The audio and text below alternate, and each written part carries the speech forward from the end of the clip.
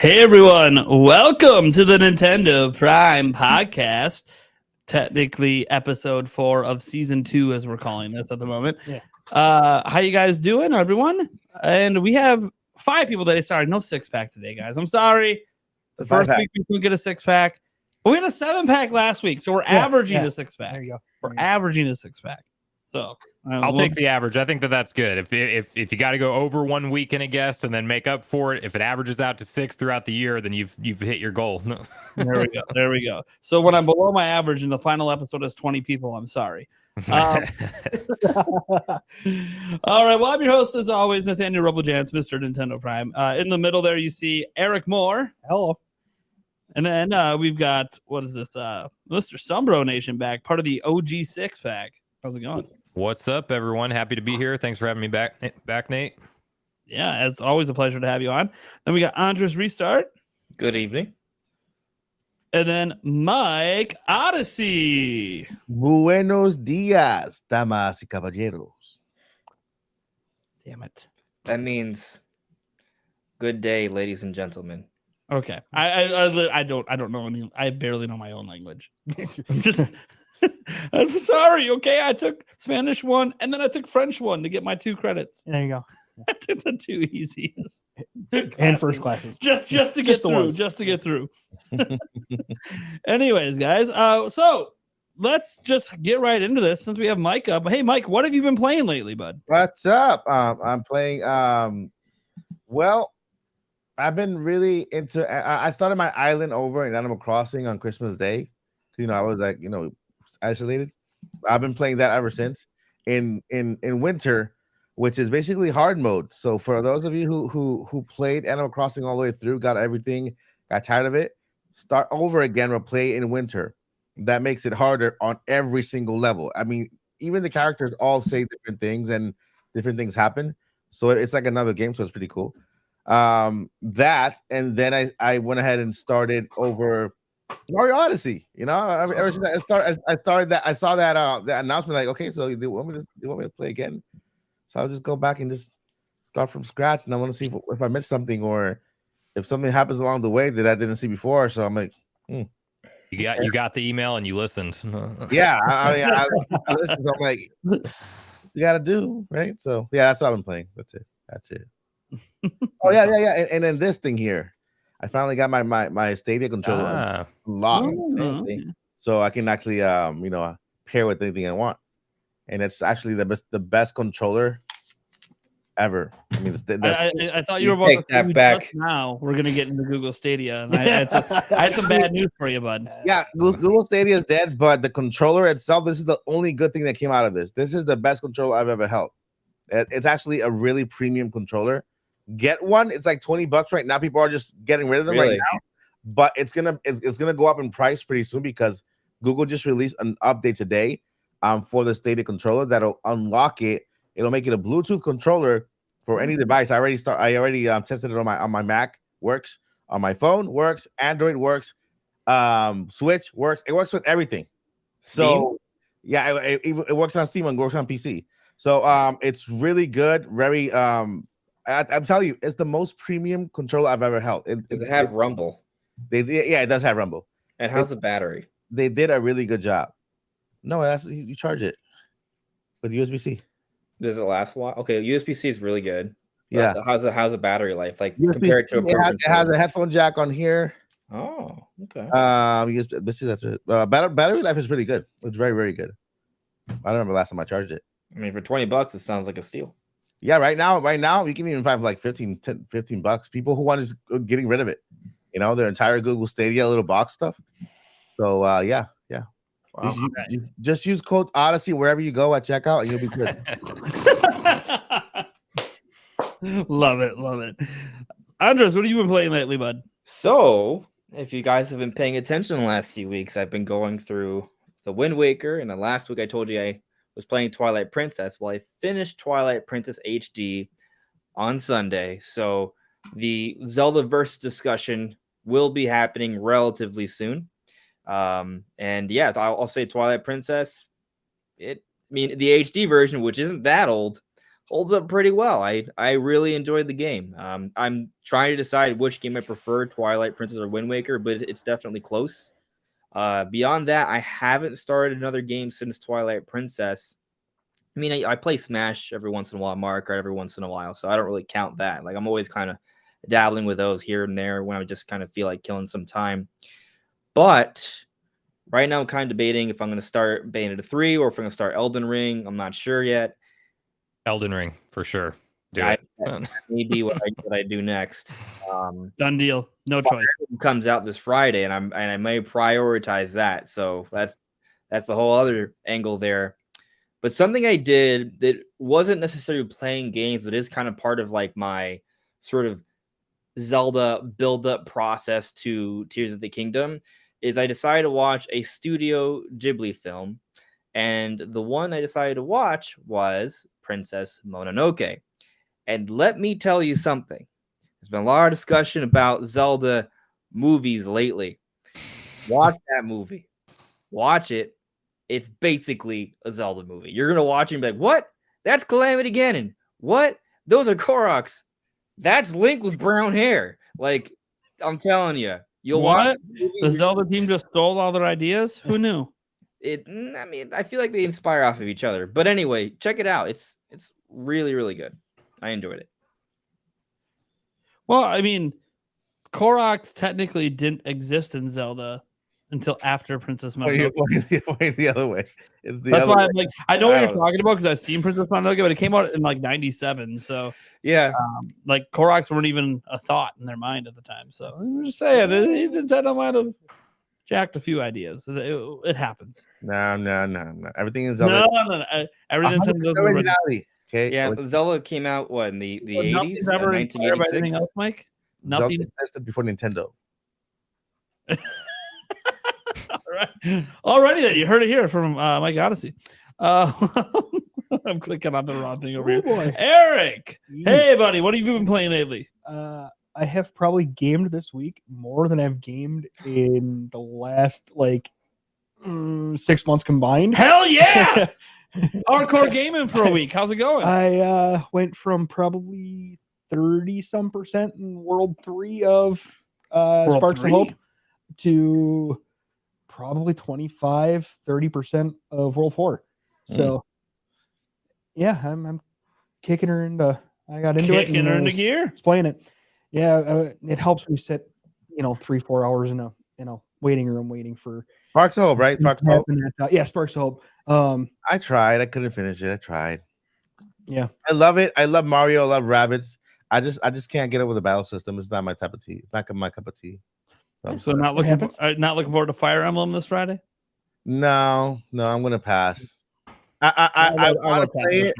I wanted to play it. I really did want to play it because I'm so intrigued by the story. I like how it looks. It looks beautiful.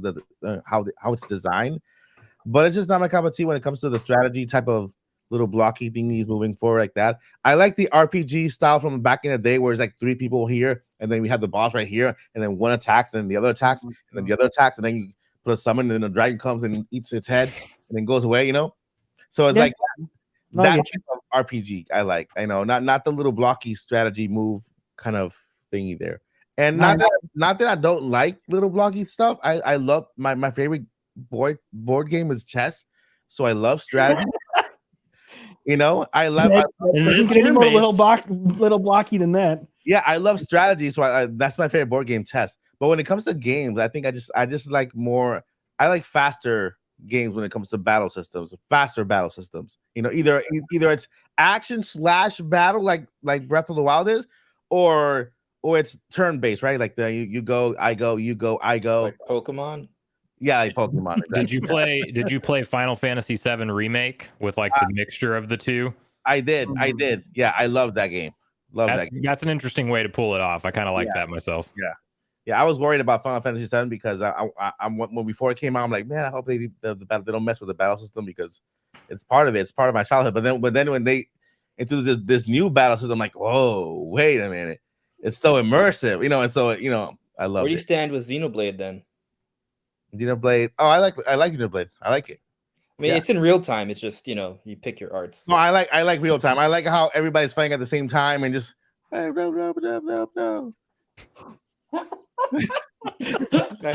What was that again, Mike? Can you do that one more time? What was that thing? There's this line that this girl keeps saying every time. She goes, "You hear that, Nate? Let's want something a bit meatier." I'm like, shut up, man. Just keep saying that little. You hear that, Les? Want something a bit meatier. I'm like, I just love the language in Xenoblade 3. Like they're like, oh, Spock in hell. Like, okay, all right, Spark's a new curse word. I love it. Love it. So then, and you can't get demonetized for saying Spark. Well, Spark you, Spark this, Spark everything. So then, Sparks of Hope is now a swear word in the title. Yeah. Oh man, that rating though. Oh no! Just got upgraded to M. No. This just got real. Man, this stream is not monetized anymore. Yeah, right. Sparks can't even say that anymore. Spark. Oh, reminds me of the Dictator movie when he replaces all the words with Aladdin. What? With Aladdin. Could be positive and negative. You're HIV, Aladdin. Wait, what?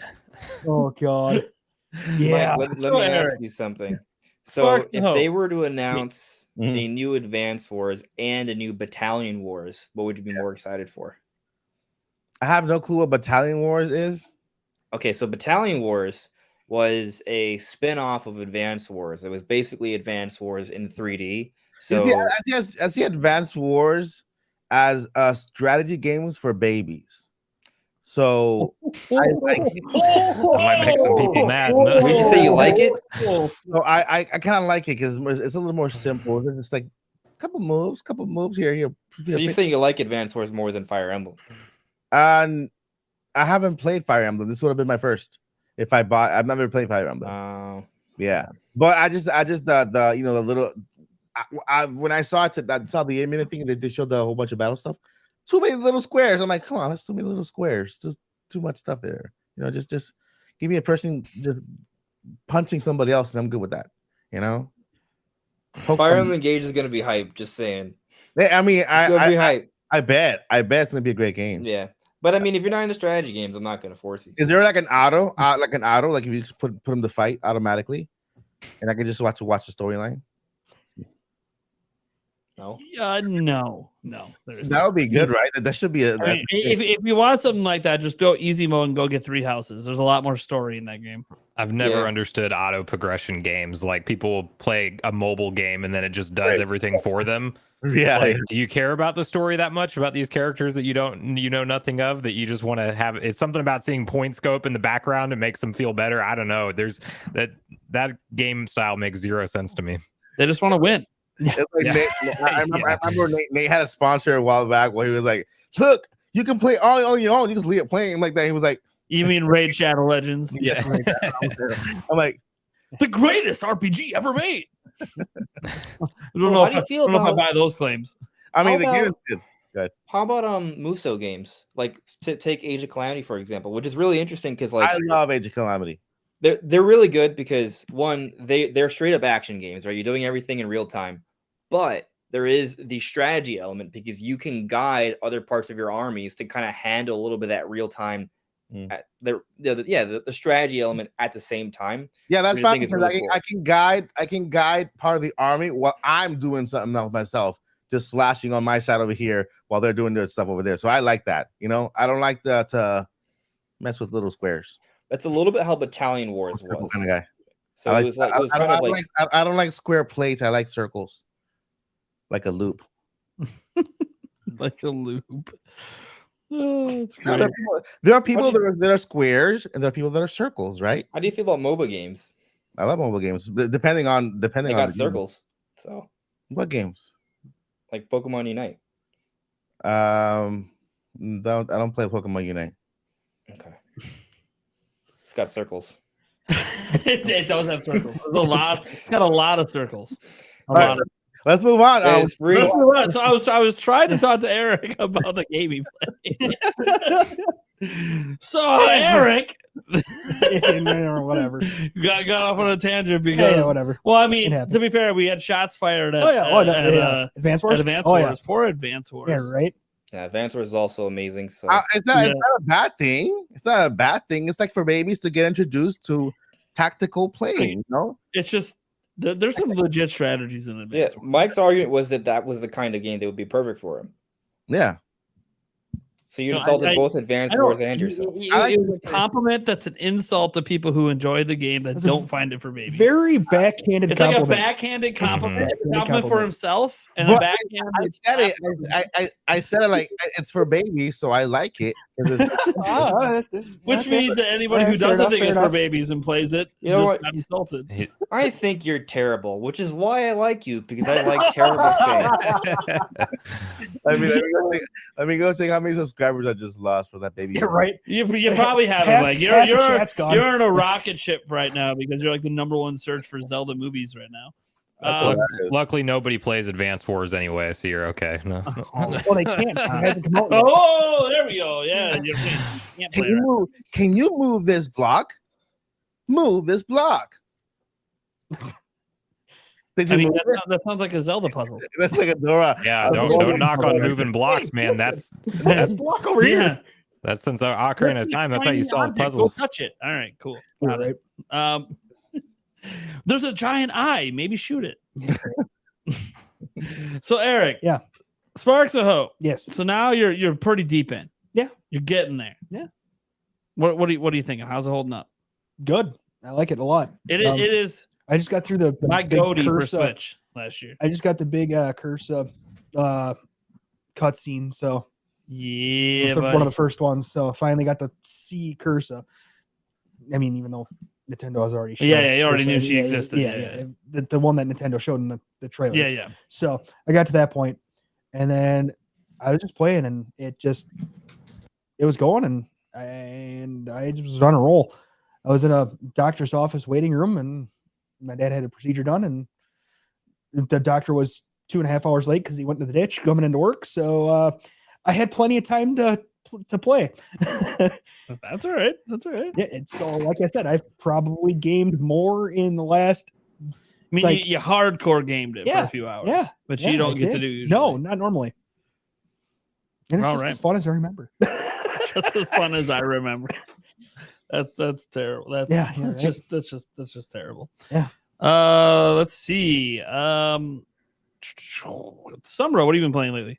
Same games as last time, but I will tell you guys that I think I figured out the perfect combination when you're playing a super hardcore game. So God of War Ragnarok, I finally decided to downgrade the difficulty to give me No Mercy from Give Me God of War. That still breaks me with certain enemies. The hateful is, God, don't do those side bosses. Like, you have to do them if you want to complete it 100%. But so what I'll do is I'll wait until I hit a brick wall and I need to like walk away from the game. And then I boot up Pokemon Violet and instantly like I'm a happy child again. So the hook has actually really been setting in, and my fiance is like way further into the game than I am, like 60 hours or something she's logged now, and I'm only 32. But now that I'm at that 32 part at Violet, my team's coming together, the hook is set in, the abilities are coming together, the story. I'm actually way more of a fan of it, minus the technical downside, because the game's crashing me legit. People who say they don't have problems, I don't understand it. The game's crashing me legitimately 8 times at this point.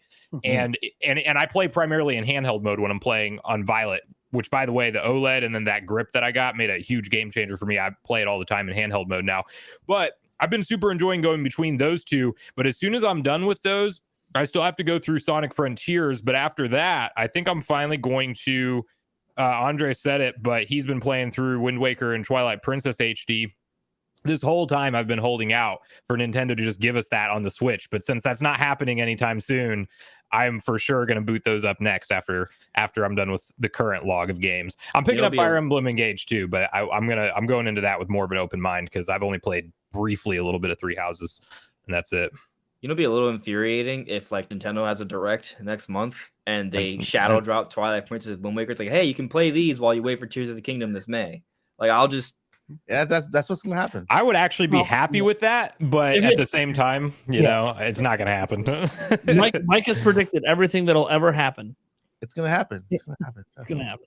He'll eventually be right one of these times. But one time he'll finally You gotta hit. check the different parallel universes where Listen. that's what happened. I can predict every game in this direct. Yeah, but see, predict and being right are two different things. We all make predictions with accuracy. Well, we're about to predict Nintendo's entire 2023 coming up later on the show today. Yeah, all right. So let's I'll see how accurate those predictions are. I'll get my chance. I might have to jot it down. We should definitely revisit this conversation on the predictions after we get a clear picture of what happened in 2023. Yeah, I almost thought it was going to be too late to do it. And then I realized Nintendo still hasn't said anything, so it's not too late. Radio silent, right? We don't even have the N64 game. We don't even have the N64 game for January if there is one. So think about that. If there's a direct next week and they shadow drop it, it'll happen. There's no direct in January. There might be. You never know. No, you never know. Well, there is a direct in January, but hey, I got it. Paul Gale's in the chat. Is there an update on this? Would you like to hop on and join the pack tonight? Give us an update live. I would like to clarify there is a direct in January, but it's from Xbox and Microsoft. Developer direct. Okay, yeah, you're right. You're right. Yeah, you're right. There is a direct in January. And maybe a Nintendo related announcement there if they decide to shadow drop GoldenEye. Well, you see how much Nintendo is pushing Fire Emblem on Twitter, and then they started pushing Kirby now. So that means there's no direct. They also pushed Bayonetta. Yeah. Don't just discount that. They just pushed the games that are already announced. Conveniently, the only game they aren't pushing is Zelda. Because there's a Nintendo February Direct. I do think February is the month for the Direct, personally. I mean, actually, Brandon and I did our stream on Monday, and I wanted to put like a Direct expectations topic because I feel like with all the stuff like the Zelda Direct and all the speculation, like I think people kind of lose out on what we actually think is going to happen. And I think everyone here pretty much agrees it's happening in February. Like, we hope it happens sooner, but we don't. I haven't placed any money on that. Like I'm not betting a January Direct. I'll bet. Yeah. I think you bet. Okay. But yeah, I mean we can say the predictions for later, but yeah, we'll get there. I guess it's my turn. What have I been playing lately? I guess I was starting to play Xenoblade Chronicles 3 again because I said I wanted to beat it this month before Fire Emblem came out. Whoops. Well, that's probably not going to happen. The problem is it's a game that takes a lot of time, and I logged like a solid 4-hour session. And then I mentioned this before. My fiance is like, she's addicted to Breath of the Wild. I did it. It took me 6 years. She is addicted to Breath of the Wild. I've been telling her how amazing the game is. She's like, oh, yeah, if he loves it, that's not the game for me. I'm an Animal Crossing. I'm a Pikmin. I'm a Sims. I'm like, okay. Or Fire Emblem Warriors. She really loves that game for some reason. Not the new one. She hates the new one. Loves the old one. Okay, fine. Whatever. Your preferences are your preferences. Out of nowhere, she decided, you know what? I'm just going to play Breath of the Wild randomly. Addicted. She's made no progress in the game. She did get off technically the tutorial area. I might have gave her a little guidance because she was confused for a moment because, she wasn't reading any of the text boxes. That would do it. So had to give her a smidge of guidance on that. But otherwise, I'm just letting her have fun. She ran into because one of her coworkers played it for a moment and dropped her off in the middle of Hyrule Castle Town, surrounded by a bunch of guardians with only 4 hearts. So that's fun. And like her best weapon being like a level 4 stick. So she's like, how do you beat these things? They keep wrecking me. I'm like, well, I mean, there's multiple ways. Do you want the easy way? Do you want the hard way? I mean, the easiest way. Run. Well, I had this ancient arrow thing once. I'm like, oh, you could have killed one with one of those. Let me guess. You missed and you never went to pick it up. Yes. Okay, you can pick up your arrows when you miss.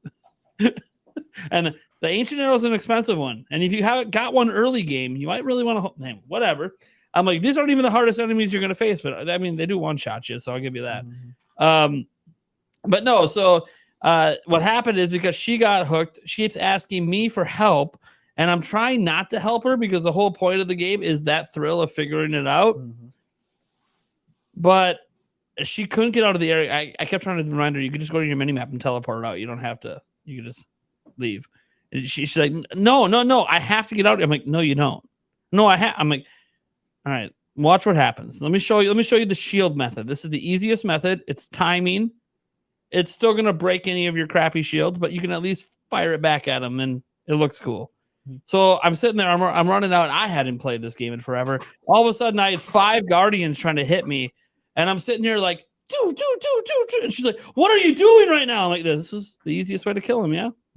She's like, how? I'm like, you just bring the shield out, hit the A button when the laser's about to hit you. How are you? I'm like, it's just a timing thing. I don't know. Apparently, I never lost that skill. It's been like 2 years, and I can still do it. So it's just a learned skill. You know how many of these things I've killed? Probably 1,000 at this point. Like, I'm like, you can also take out their legs and like just dodge their lasers and kill them slowly. See, that's the most fun part. That's the most fun part. Just leave them legless, just won't move globally. Well, it is pretty badass when you got 5 shooting at you and you like nail that throwback with the parry every single time perfectly, because you got like, you don't even know when they're coming because they're all around you. So like you're like spinning the camera trying to time it.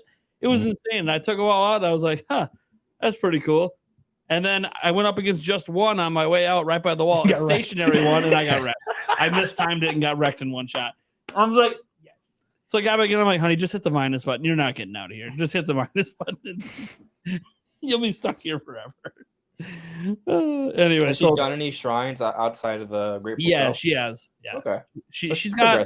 I think she's got 6 orbs right now. Then she hasn't turned in yet, so she's done at least 6 more shrines. So she does them when she comes across them. The only one that I helped her with, and I understood, it's the one everyone gets frustrated. That one marble maze one with the motion control. Oh yeah. Mm-hmm. Everyone hates that one. So I was like, that's fine for you. There's a couple tricks for it, but it's probably the worst one. Mm-hmm. Yeah. I told her I'll take care of this one for you. It's okay. Because I didn't like, nobody likes it. And it's not really that difficult, but it's annoying. Let me ask you guys a question. When you play Breath of the Wild, what do you focus on when you're upgrading your stamina and your health? I always just go straight stamina. I'll worry about hearts later because I don't care about the difficulty. If anything, less life, the better. But being able to move and run and climb as much as possible, as quick as possible, is way more fun for me. That's almost exactly what I do, but I'm a little bit more balanced. I'll try to build out like a couple stamina wheels, and then I will build out like 6 or so hearts, and I'll just leave the hearts at that until I keep going on stamina, because you will start to get dishes that you can cook that give you the extra hearts, which you can do with stamina too. But for some reason, I feel like the stamina dishes are not near as beneficial as the extra heart dishes. If you're just fighting one hard boss or enemy that you might get hit a bunch, or like a major test of strength or something like that, you can just beef up your food and you're okay. But I agree with you. I'm stamina first all the way. Because nothing's worse than not being able to climb up a mountain that you want to get to the top, and it's just I like having stamina. Not to mention gliding places. I mean, you need a lot of stamina to get places faster. So, I would say so. My first time through, I went about 50-50, because I mean, reality is within I don't know a half hour of getting off of the Great Plateau on a live stream ran into Eventide Island.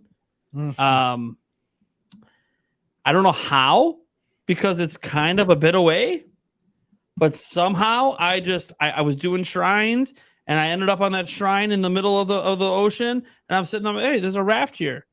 Oh, this must be just to get back. Oh wait, what's that over there? Can I go there? And then I just got screwed. And I spent the next like 8 hours in Eventide Island. It is what it is on a live stream. Bomb kiting a Hinox. So but I had barely any idea how to use the bombs at the time. It was so I just kind of went 50-50 the first time through. Master mode, I went primarily with the stamina, because I figured more stamina, I could do more cool stuff. But I mean, it always, you get to the point where you max it out and have to go hearts anyways. But plus when I first found the Master Sword, I think I only had 14 hearts. You needed 20 to pull it, I think. So so then I started, I went and reset some stuff and put it in hearts. But yeah, I don't know. I think it's all about you learn as you go. Like the first time through, I kind of think going half and half was kind of a safe thing to do, because I didn't know how much I was going to need stamina, right? Like I had no idea. Like I know it affects climbing and gliding, but I'm like, I don't really know how much I really need. And then you find out like late game, I need quite a bit. Like I'm constantly making stamina food. Like I need quite a bit. I think I started out kind of going 50-50 until I realized I needed the stamina, and then kind of focused more on that. And then I had enough hearts to pull the Master Sword, and I was like, well, all right, then let's focus more on the stamina, and kind of just pushed it out from there. And then after I had a few wings, it was come back to hearts. And I can tell you right now, Yulia's going straight hearts. Just straight hearts. She kills everything with bombs. She like refuses to use the bow, like at all. That's like all I used during the demo. Yeah, I'm like, but the bow is fun. I'm like, no, bombs are fun. I'm like, it is. Like it's all fun. That's the thing. It's all fun. So I can't argue with that. One of my favorite things to do, like the way I in general play, like I run and bomb drop. So like when like the crowd of what are they, keys? The bats, right? The bat-like creatures. When they're chasing you, I'm like, okay, they're chasing me. This is what I'm gonna run. I'm gonna drop the bomb, and once they're right above the bomb, I blow them up. Mm-hmm. Like, but the thing is, when you do that and you're not accurate, you blow yourself up instead. I watch her blow herself up all the time. It's great. Yeah, I'm just like, yep, done that.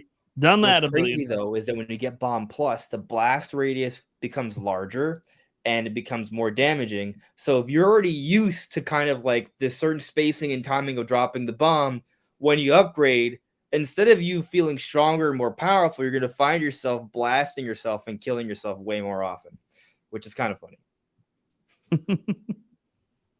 Nice. Yeah. What did you do, Mike? What did I do? Yeah. Did you go stamina? Did you go hearts? Or did you just not play the game? Because it's the worst game ever made. I mean, Breath of the Wild, my favorite game of all time. What are you talking about?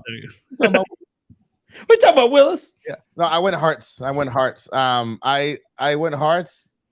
then I think I was actually kind of 2 hearts, 1 stamina, 3 hearts, 1 stamina. I was like kind of like like little by little.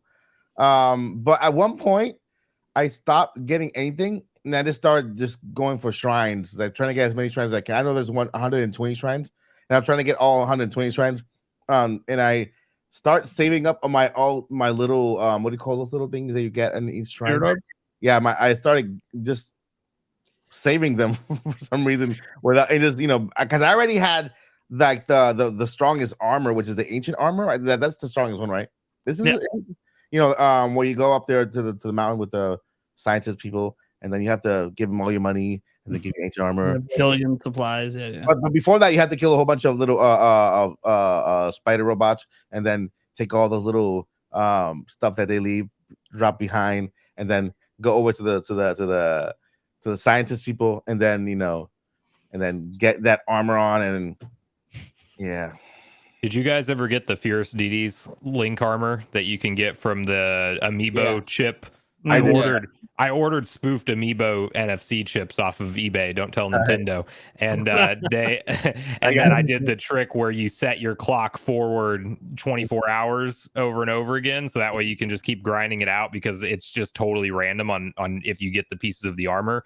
But it's the same as the Barbarian armor effect, where it gives you attack up, and then Link just looks, I mean, like dude, cool. It's such a great version of Link. That's my favorite version of Link. Yeah.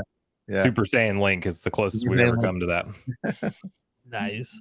But yeah, was that the question? That's it, right? That was it. You were the only one who didn't respond yet, so I was just throwing that in there. Okay. All right. Well, let's get into our first topic. Hey, we got some big topics today.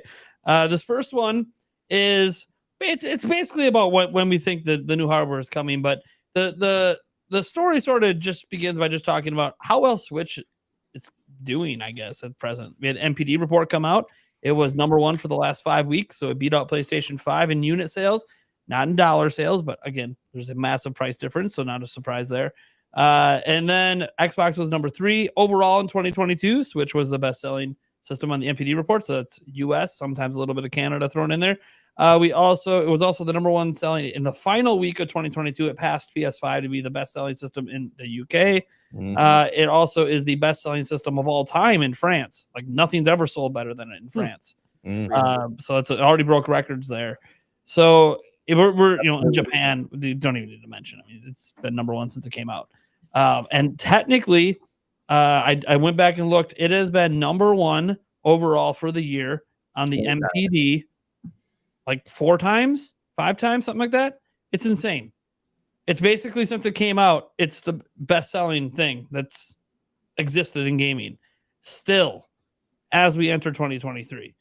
But I think that brings up that interesting point of when's the right time to bring that new system. I know a lot of us want it soon. Drop it with Zelda, drop it here, drop it there. But like, it's undeniable the sales are incredible. The software sales are even more incredible. Nintendo's never seen software sales like this for a platform. They've seen hardware sales like this. We got the DS.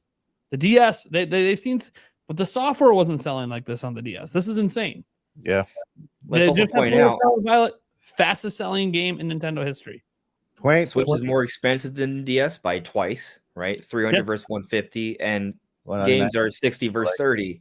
So because 3DS games actually went up to 40. Back then, I believe handheld games were $29.99, at least in the West. So like literally Switch. I mean, obviously, you know, inflation and all, but like Switch systems and games are twice as expensive as DS, and yet the numbers are comparable. Software is better, and Pokemon's out there selling the same game twice at $60 with the versions. Yeah. I bought them both. I still haven't played the other one. I bought them both. Yep. You know, genius. Yeah, like hey, I might need your help to finish my Pokedex, so keep that in mind. It's kind of this incredible journey. Like they had this. I'm here for it. You know how Nintendo pulled this off and just had the right mix of hardware and software. You know, best-selling Kirby ever last year. It looks like Xenoblade 3 is probably about to be the best-selling Xenoblade. It does look like Splatoon 3 might even have a shot to get past Splatoon 2 when it's all said and done. Based off the initial sales. We'll know for sure where it's sitting on February 7th. That's when Nintendo does their holiday quarterly update. So then we'll get the updated numbers there. If it's around 10 million, it'll have a nice shot there. It was already pretty close in the last update they did. So this is just a situation where the Switch was just this like perfect mix of stuff for sales, of course. Although a lot of people argue, oh, it wasn't perfect, it was dated, it was this. Now it's extremely dated, and yet it just continues to sell. It doesn't seem like much is stopping the train, other than now we're sort of out of COVID, so we don't have the COVID boost, and yet it's still sold, at least projected so far this fiscal year, to sell more than it did back in 2019, which is just insane because 2019 was the peak year at the time. Then COVID. What's the projection for 2019? That's crazy, man. 2019 hit 19 million, and it's projected to 21 right now by Nintendo. That's 21 for the fiscal year, so from March of 2022 to March 2023. Yeah. Nintendo doesn't do the calendar year sale thing. Yeah. So. Right, but then but the COVID year 2020, that's when they sold what, the 28 million for that fiscal year. Yep. Okay. And then 25 the next year. 21. So yeah, it's trending down, but as I noted, this still kind of feels like it's a peak year. Like if 2019 was the beginning and we're still ahead of 2019, we're still in peak years. So I think the question is, it's not when will they announce the next successor, is how, like the how, because they have to come up with a way to assure Nintendo Switch owners that they are okay. They're gonna be okay for a little bit. This is coming out, but don't worry, you guys are gonna be just fine. We're gonna keep supporting you for just a little bit more, and we'll have maybe dual releases here. Maybe offer some incentives on this console, like for example, the 4K resolution on the new console, and then just whatever resolution we have on our console now, side by side, and maybe just a little more incentive on the newer console to kind of motivate people to upgrade. But I think anytime right now is a good time, because I mean, you don't want to. We've already said this before, and we've all said this in all of our videos. I don't think Nintendo wants to hit. They don't want to go down and hit the bottom before they actually hit lose momentum. They want to continue that momentum and into the next generation console and continue the excitement. So the question is, how are they going to do it? What strategy can they use so they don't alienate the Nintendo Switch? People who I get comments every day. But I just got a Nintendo Switch OLED. But I just got, what can Nintendo do to make these newer people who just got their Nintendo Switch OLED or their whatever console they got feel safe about their purchase at the moment? That's an interesting point. I want to expand on that a minute, because I think the fact that we think of these gaming companies and we think of cross-generational releases, like Sony being the perfect example this time with Jim Ryan saying we believe in generations, and then like we're still getting PS4 games released. Nintendo's kind of the most opposite of that trend if you think about it, other than a Zelda game being put out on the same system when they switch it over. I mean, we almost see no cross-generational support. They always go on to the new system, sometimes a new media form factor or a new way to play, and then we see legitimately no support for the previous generation other than maybe backwards compatibility when they've done that. So that's my thing, is like, do they even entertain that idea, or do we just get another scenario where it's just a couple of the games that are being developed towards the end of the Switch's life cycle launch on both platforms, and then past those 3 months after that, everything's out on the new console? Because if you look at history, that's actually what Nintendo typically does as far as generations. But the Switch is also hybrid, and that's uncharted territory. So maybe they take a different approach. But whenever you look at just them believing in generations, quote unquote, wanting to sell on the new hardware, they do that more than anybody else. Yeah. And I when I say this thinking about what Miyamoto said, that when they're developing their game, when they develop games, they develop for specific consoles, it was very difficult to make them backwards compatible, because it's just how they were developing. Maybe the software they were using, maybe the OS they were developing on, maybe the code they were using to develop for that game is completely different from others. But this time he said it's never been easier for backwards compatibility to be a thing. I work with developers for a living, and I could see what he was saying, because for example, this OS right here, we have apps that you can literally, once the next gen OS comes up, apps you can just, because it's the same OS that's been being used, just moving on to your next. You buy a new phone, download those apps, even if you have a different gen OS. Let's say you have iOS 15, you can go to iOS 16, download the apps. They're still compatible because we're still running under iOS, you know? So when it comes to software, or however they're developing, or whatever's running, whatever system is running the Switch, whatever OS is running the Switch, maybe it's the same OS moving forward to the next console, but taking advantage of the hardware rather than just getting a different type of OS and a different type of hardware that is uncompatible with prior games. So when he said that, I'm like, wait. So basically, they're using an OS for the Switch.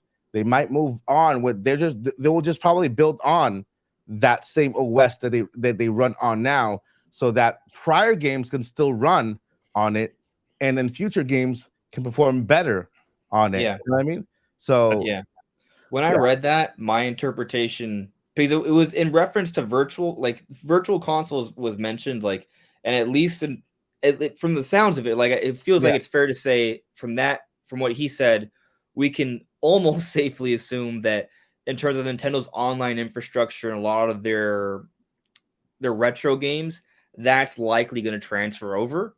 Where there's maybe still some room for debate is like the main games, like the cartridge games, will the system be backwards compatible? But I still feel like that conversation, what he said, still sort of, I mean, he's saying it's easier. So if it's easier now in the past, and they've been able to do it in the past, but he also didn't promise that Nintendo would do it. Right. Well, he didn't promise it.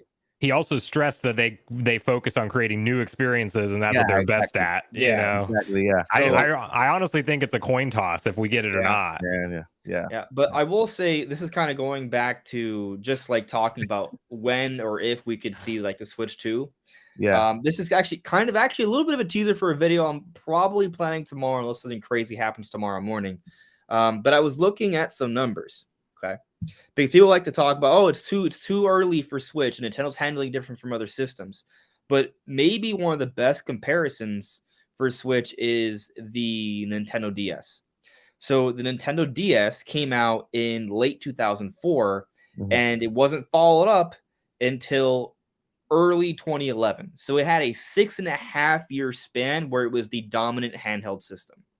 Interestingly, though, when we take a look at numbers, at the 5-year mark, at late 2009, the system had sold about 125 million systems. That's actually a little bit more than the Switch, and a year sooner, right? So it was actually selling really fast, but keep in mind, it's a $150 system, so it's cheaper. The 3DS was announced just a few months later, early 2010. Came out a year later, but the point is, DS was selling really strong at 5 years, 125 million, and then after that, still sold almost a near 30 million. But they announced the 3DS about 5.5 years into the DS's life cycle, and the DS still went on to sell almost another 30 million systems. So we look at Switch now; it's not that different. We're approaching the 6-year anniversary, right? So it's a year later. And right now we're hovering around 100 to 121 million systems out there, right? So it's fairly comparable, and we still expect Switch to go on strong. The DS was still going strong at that point, and yet they still announced their next system, the 3DS. So this argument that Nintendo won't announce a new system when the Switch is doing really well, the best comparison we have in terms of sales numbers and momentum is the DS. It had a longer lifespan than most other systems. It sold more than most other systems, and it was still thriving when they announced the 3DS. So I think I honestly, like, based off that, my perspective is like, if it's not this year, it has to be next year. Like, what you're saying is that really Mike Odyssey is 100% right in his prediction on Nintendo announcing in the month of March or April for the next gen console. Honestly, I think that's not a stretch. I don't know if it'll be that soon, but I do feel there's a really good chance it happens this year. I have a huge like gut feeling that March and April is a big month for Nintendo. Not because of the Mario movie, but something else. I don't know. Maybe it's just a Zelda blowout. Maybe it's a Zelda Direct coming out before the game. But something is happening March or April. A lot of people that are insiders will tell you that, maybe expect it next year, right? But I don't know. I feel like we're close. I consider myself an insider. I consider myself an insider. March or April, we're gonna get the Tears of the Kingdom OLED announcement. That's gonna be the big thing. I think that leak was real. I mean, I don't know. It's debatable. There's some questionable stuff around the box, whatever. But I do think that if we're to believe some of the insinuation that developers once upon a time heard about a more powerful Switch, then it didn't happen. The OLED model was probably that, and Nintendo probably now is going to crank out special editions on this thing and maybe throw a curveball and do a Switch Lite OLED edition next year. And then I do think that we can't go any further than 2024. Like if we're not getting anything more powerful in 2023, and I think most people are now thinking it's either going to launch something alongside of Tears of the Kingdom with more powerful hardware, or if that doesn't happen, then we're talking about a true next generation successor. And as we should be at this point in time. And then I think you don't ride out declining sales for 2 more years. And that's not even just me saying that as a fan. Like, it is going to continue to go down. Like, if Nintendo starts to hit that 10 million, which still isn't bad, but in a single year, 10 or 15 million unit sales, that's still a pretty big decline. And if they are going to build out the back half of like this transitional phase, I mean, they have to build stuff for the new hardware if it's a true next generation break. So you can't, they have to strategically time that right. And I just don't think they wait longer than 2024. But that's my thing with it. But obviously I'm hopeful it is 2023, and I'm hopeful that Zelda Tears of the Kingdom OLED that leak was not real, and that it is more powerful hardware. But I do think that Nintendo knows that they can last longer with the current family of systems. I mean, I also think there's a scenario where the OLED could be real and we still get a Switch 2, like November, right? Like that could possible. still happen. And that's with Mario. But let's entertain the idea that there isn't a new system this year, right? Let's entertain that idea. In some ways, it would make some sense because we just got Splatoon 3. That's going to be an evergreen title. Pokemon Scarlet and Violet, that's going to be an evergreen title. And Tears of the Kingdom is going to be an evergreen title. So, and we've seen, like, for example, Andy Robinson has said that Tears of the Kingdom is supposed to be the last major Switch game, right? Mm-hmm. You didn't see my air quotes, but there you go. Right. So, like, those are bunny ears. I think if that is the case, they're going to want these games to have some room to sell. And if they were to wait till, say, like holiday 2024, I feel like that would be giving these games enough breathing room to take advantage of most of those evergreen sales while Switch is the main system for Nintendo. But on the flip side, you're running the risk of getting down to 15, 10 million systems per year if you wait all the way to the end of 2024, which I mean, I would, if I was Nintendo, I wouldn't want that to happen. But, you know, like that's kind of the risk you're running the longer you wait you wait to the point where you start to actually lose momentum. I don't think Nintendo wants to lose momentum. I think the idea is to hit while the momentum's still there, which is why I brought up the DS situation, because 5 years it's the DS's life cycle. It sold 125 million. And then they still announced the 3DS a few months after that, 5 years and a few months. And the DS still went out to sell another 29 million systems. But they got ready for their next system, and they didn't just wait for it to die. So, you know, I don't think we're going to wait until Switch is like operating at like 40% like sales rate as it was during its peak or something. I think they're going to do it before it dips that low. Do you think it's possible that they see it different though because of their software attach rate on the Switch? Because if they're looking at profitability, like even though the number sales and units are going down, they're still raking in a ton of profit every time a first party Nintendo game drops. You know, they're in a unique, not to mention they're with the expansion pack and the base tier of NSO. That's a whole new revenue stream that they haven't had before.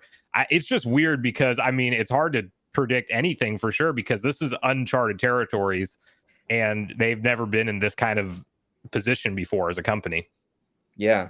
I mean, it's a good point, right? Like they may look at it as more of a just like how much dollars are coming in, right? Like their total revenue, not just like per hardware, per software, like in total, like how does it look? And yeah, software sales are really good right now. Like because like so many people there's so many people out there that already have a Switch and they're buying games. Like what was that stat we got a few months ago that like over 90% the Switch users have been online in the last year? Like that's a crazy number to consider, that 90% of Switch users are active users. And that's and the 10%, or at least 9% of them are probably the broken Switches that are sitting in a closet somewhere that never got repaired, you know? It doesn't even account for those. Yeah, it's crazy. Yeah. But it's 100% sure that they are thinking about finances with the CEO like Furukawa. He's a money person. He's a money guy. He's like Tim Cook. He's the Tim Cook of, okay, I see Nate's face like trying to find a counter to it, but I'm still gonna say it. He's a money guy. He's like Tim Cook. He's gonna find out the best and safest way to transition. All right, I got my eye on you. Well, my for him, it's this. The one that works. I got one eye on you, dude. But anyway, yeah, he's gonna find the best way to transition the safest way, because the only important part of him is keeping the shareholders happy, because he's a money's guy. He goes, okay, what can I do to keep the shareholders happy, make sure the stocks stay where they are. You know, they just split the stock, right? So it's a good time to buy, by the way, guys. So buy Nintendo stock before Mario movie. It's gonna go up. Anyway, so you know, I like investing. So I like the right time to get in before it hits a high, and then I sell, and then I buy again at a low, and then I sell a high. You know, that's how you do it. But anyway, you know, he is thinking about the money. You know, he'll show me the money because the money talks, and he's going to make sure that he doesn't do the wrong move. You know, he's not like the prior president, who was, I think, a little more passionate about content when it comes to media and more, you know, creativity. He is more financial driven and taking it one step at a time. You know what I mean? What's the next step that they can take that could complement the prior step they took, instead of just saying, let's do a 180 and hope for the best. You know what I mean? They want to make sure, no, we need to take it easy. Think about what we're going to do next. How can we protect all these people, all these accounts, you know, and how can we move forward while still maintaining the momentum we have? All right. Tag. wait. Oh, there it is. Yeah. No, look, I don't have a counter to anything you said. I've said for a long time that I think Furukawa, I mean, he was a financial person. He was an accountant, basically. That's what he's done at Nintendo all these years and for other companies before Nintendo. He has talked in the past about not wanting to fall off a cliff, that this transition would be very important to not mess it up. There's even been supposed things that maybe he was a little bit afraid of the transition. I don't know if that's the exact terminology that he used to investors. You never tell investors you're afraid. So I don't think that was the exact words he used. Cautious, maybe, yeah, or just making sure they do it correctly. Because you have Miyamoto out there like still saying, hey, we gotta, like they asked him about backwards compatibility, and he's just like, hey, we gotta release new hardware that gives us possibilities never seen before. And a lot of us are like, that sounds like going, the Wii U, Switch, then something else crazy different again, because that's what Miyamoto does. But Miyamoto is also not in charge of the hardware anymore and hasn't been since the Wii U, because the Wii U was his idea. And he failed to prove that idea throughout the course. I mean, he was even forced to so hard. He ruined Star Fox Zero, bro. Like he was forced. He was forced. Like Nintendo's like, hey, this thing isn't selling. This was your idea. You need to prove it. And then he tried to prove it, and it just how they wanted him to buy a car because he was the most valuable employee. I'm like, after the Wii U, take your bike, just ride your bike. You're good to go, man. See, but there's something about that it's kind of interesting thinking about like that history. It was almost, in part of it sort of felt like an ego play, and I'm not blaming Miyamoto himself, but like just maybe a grouping of people at Nintendo. Because you look at Skyward Sword, not one of the best-selling Zeldas, despite the install base, and they tried everything they could to prove that motion controls would be the ideal setup for a core-centric Nintendo game. And Skyward Sword was divisive amongst the Zelda community. I'm not saying motion controls aren't a fun alternative, but I mean, I think history has spoken for itself. We don't do it. And then you look at things like Star Fox Zero, like they really tried to like, hey, this is like a really cool idea. And, it had mixed reviews. Why? Because, yeah, it was a neat idea, but having to look at another screen that's not directly connected to your current screen, like the DS, it works on the DS because the screens are right next to each other. But when the screens are separated and you have to look back and forth, it doesn't work for a lot of people. Well, it makes people say yes a lot. Say it again. It makes people agree a lot, so. Yeah, it does do that. Well, the thing is, like, there were some games like I think that did it really well. I bring this one up all the time. Zombie U, fantastic use of the gamepad. Utterly fantastic, because it's a horror game, and it added to the horror the intensity of what it would be like in real life, where you need to focus and like do this code on a number pad while zombies are coming to attack you, and there's impossible in real life for you to look two different directions. Wow. So it was really like messing with you, and it worked in that game. Unfortunately, I don't think it worked in a lot of other games, and there was a lot of other concepts they showed for it when they were initially showing it off that they never actually did a whole lot with. I just think it wasn't practical. Like, yes, it was a cool idea, but I think with how big the gamepad was, it ended up being very cumbersome for a lot of people, and it just wasn't always the best way to do it. Sometimes people just want to sit down, relax with a simple controller, and just play their game. Having to keep that in mind the entire time, it can be distracting. I think that just felt too wide. If they redid it now without all the bulk around it, and they didn't try to design all of the gameplay ideas around it, I think it would have been a lot better. If we had like something just a little bit wider than the Pro controller with like a 5-inch OLED or just LCD, not it could be LCD or it could be OLED, whatever, but just a good looking display that you look down at. Because speaking of Wind Waker and Twilight Princess HD, like having your map in the dungeon on the gamepad, really cool. And it actually, it's actually nice to just be able to glance down and see which room you're in and where you need to go next. And then same thing for the inventory. I mean, it works perfect with Zelda games when it's just something as simple as that. But when you're trying to create an entire gameplay loop around having a tablet controller, that's like where I feel like it's more of a misstep. It works in Zelda because it's like, hey, you know how like in the game you'll see, like, it's like Link will stop and look down at his map, so you stop and look at your gamepad. But if I don't remember if it's in real time, like that works, or if you're like not being attacked by a whole bunch of like bokoblins. But like something like in Star Fox Zero, where you are in a dogfight in space, circling around with lasers going everywhere, it's a little different. So I get what you're saying. I will Hey, at say least it this, wasn't though. Wii music. I don't want to talk about music. But I do want to point something out. I saw on Nintendo. Sorry, not you, Nate, but Mike Odyssey's channel. I know a lot of us have talked about, but like he keeps on bringing up like the patents.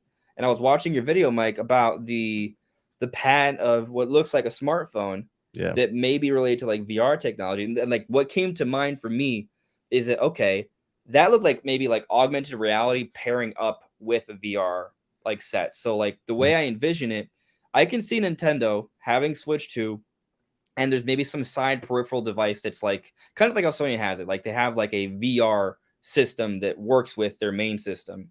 But I feel like Nintendo could do this where they'll have a VR set and that plays VR games single player. But to have a multiplayer experience around a single VR set, what they do is they're probably going to have an app, works on your smartphone, and through augmented reality, they can connect and have some level of a local multiplayer experience with that singular VR set. And what that's doing is actually kind of going back to the Wii U idea of that asymmetric gameplay where you have different kinds of players with different experiences. So the Wii U, you had the gamepad, which offered one type of gameplay experience, but then everyone else with a normal controller or like a Wiimote nunchuck would be playing differently. Love Nintendo Land, by the way. It was one of the best examples of that asymmetrical gameplay.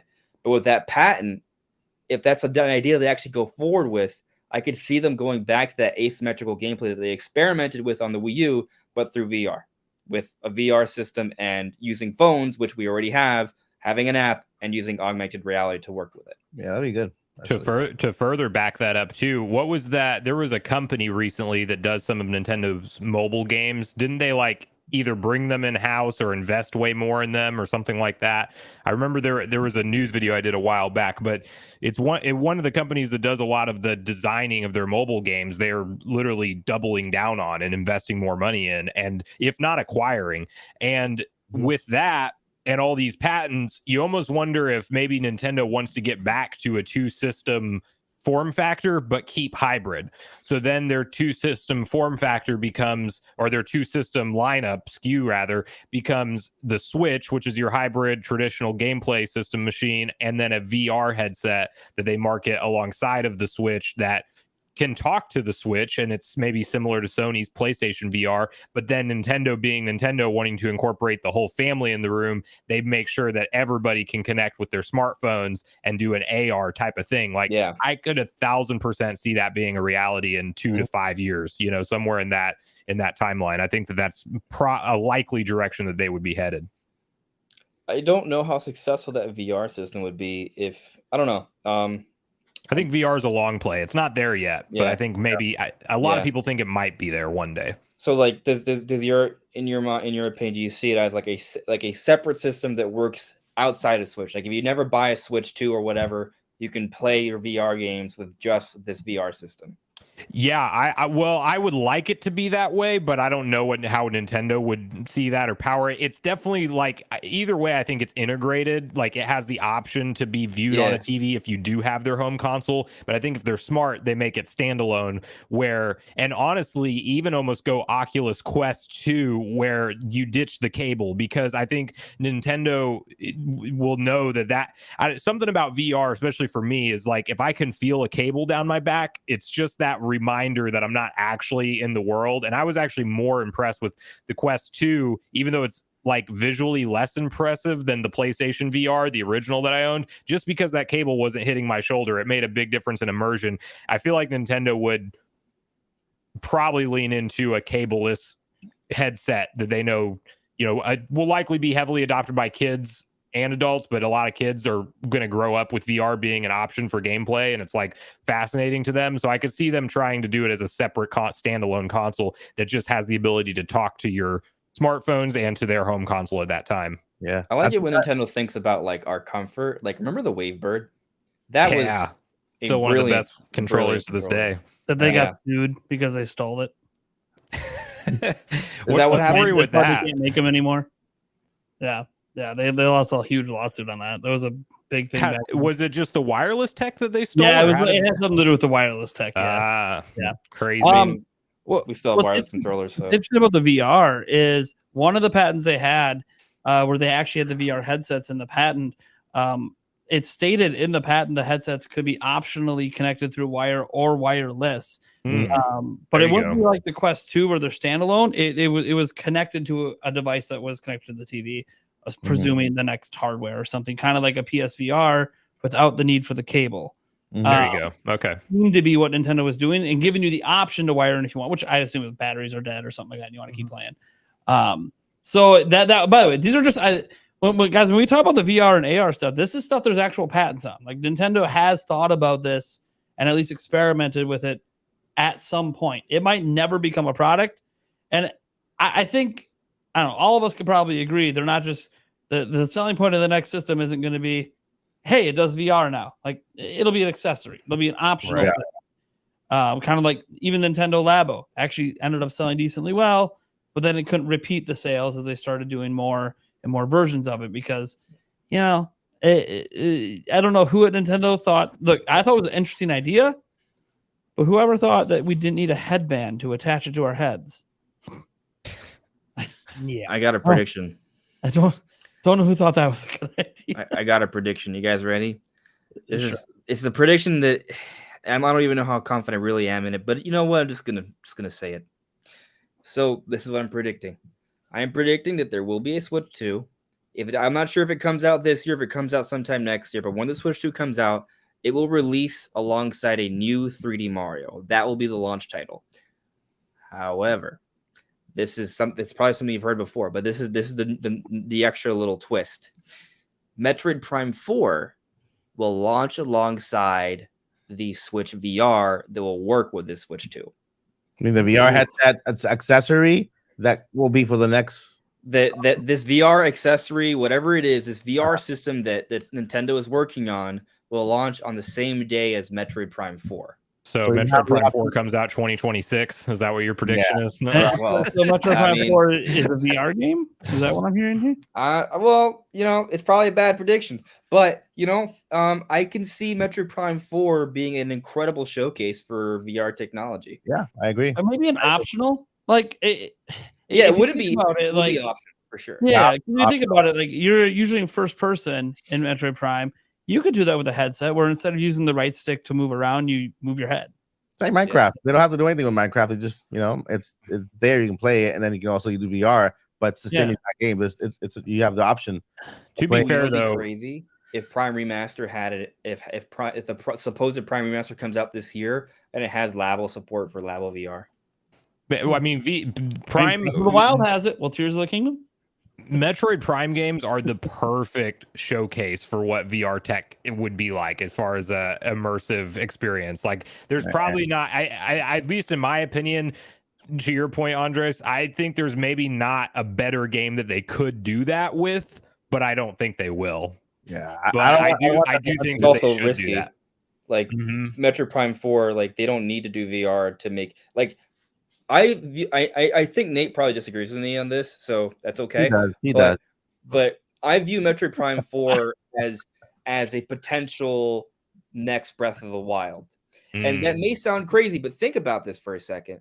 There was a time where Zelda sales and Metroid sales were comparable. Go back to the GameCube era. They were comparable. And there was a time where Nintendo was a little concerned that Zelda might dip in the wrong direction. Unfortunately, with Twilight Princess, started to dip in the right direction. But after Twilight Princess became the best-selling Zelda game, it was a standard, which is what, like 8-something million? But then Breath of the Wild shattered that level. So if Metroid Prime 4 if Metroid Prime 6 had dipped in the right direction, been close to Twilight Princess, and then had that shattering moment like Breath of the Wild, then it would be comparable in terms of sales today, right? Now, there's a few things that would have had to have gone in its favor, and instead it's gone the opposite direction. But my point is, Metroid Prime 4, maybe it hits like that Twilight Princess level on Switch, you know? Like that would be huge. You know why VR won't work? Oh boy. Yeah. I don't even like VR, so sure. I'm gonna take Nate's role now. I'm gonna take away your role, Nate. I'm gonna say anything. Well, I was gonna go a different direction with this, but you go. I'll take it. All right. So see, the technology is not the problem. You know, the technology is already here. We can see it. It's there, but it's too expensive. It's not at least it's not in my price point. You know, if I want to buy that PlayStation VR 2 right now, I'm not gonna spend $599 for it. Never, ever. You know, so if for Nintendo to be successful with their VR headset, okay, they need to produce it at a price that is affordable for the everyday family, especially if they're gonna buy more than one in household, because Nintendo is producing multiple devices. You know what I mean? Like that's what their patent was really about, though. If you think about it, is basically everything that's doing all the processing is that unit connected to the TV. It's your system. So they're just wirelessly beaming that to a screen in your eyes. So that could actually work and make it more affordable. Like it could be like a $200 thing or something. Yeah, instead of having the entire VR thing take place on the actual headset, just like a screen that basically could kind of receive the signal of what's happening on the console. And let me rewind and just kind of predict that the next console will not be called Switch. So you think they're going to abandon the branding? Yeah, I think they will abandon the branding as good at it as it is, and as good as the Switch brand is. I don't think Nintendo wants to repeat the same mistake. I think they want to make sure that the people know it's a new console. That's what the number's for. Yeah, it's a Switch 2. Yeah, but Switch 2, it's simple. It's already been solved. All of technology just adds a number. Yeah, but Nintendo doesn't. Nintendo does a different. You're right, and that's the mistake. That's the mistake is that they don't do the number. Exactly. So they can't start now because it's too late.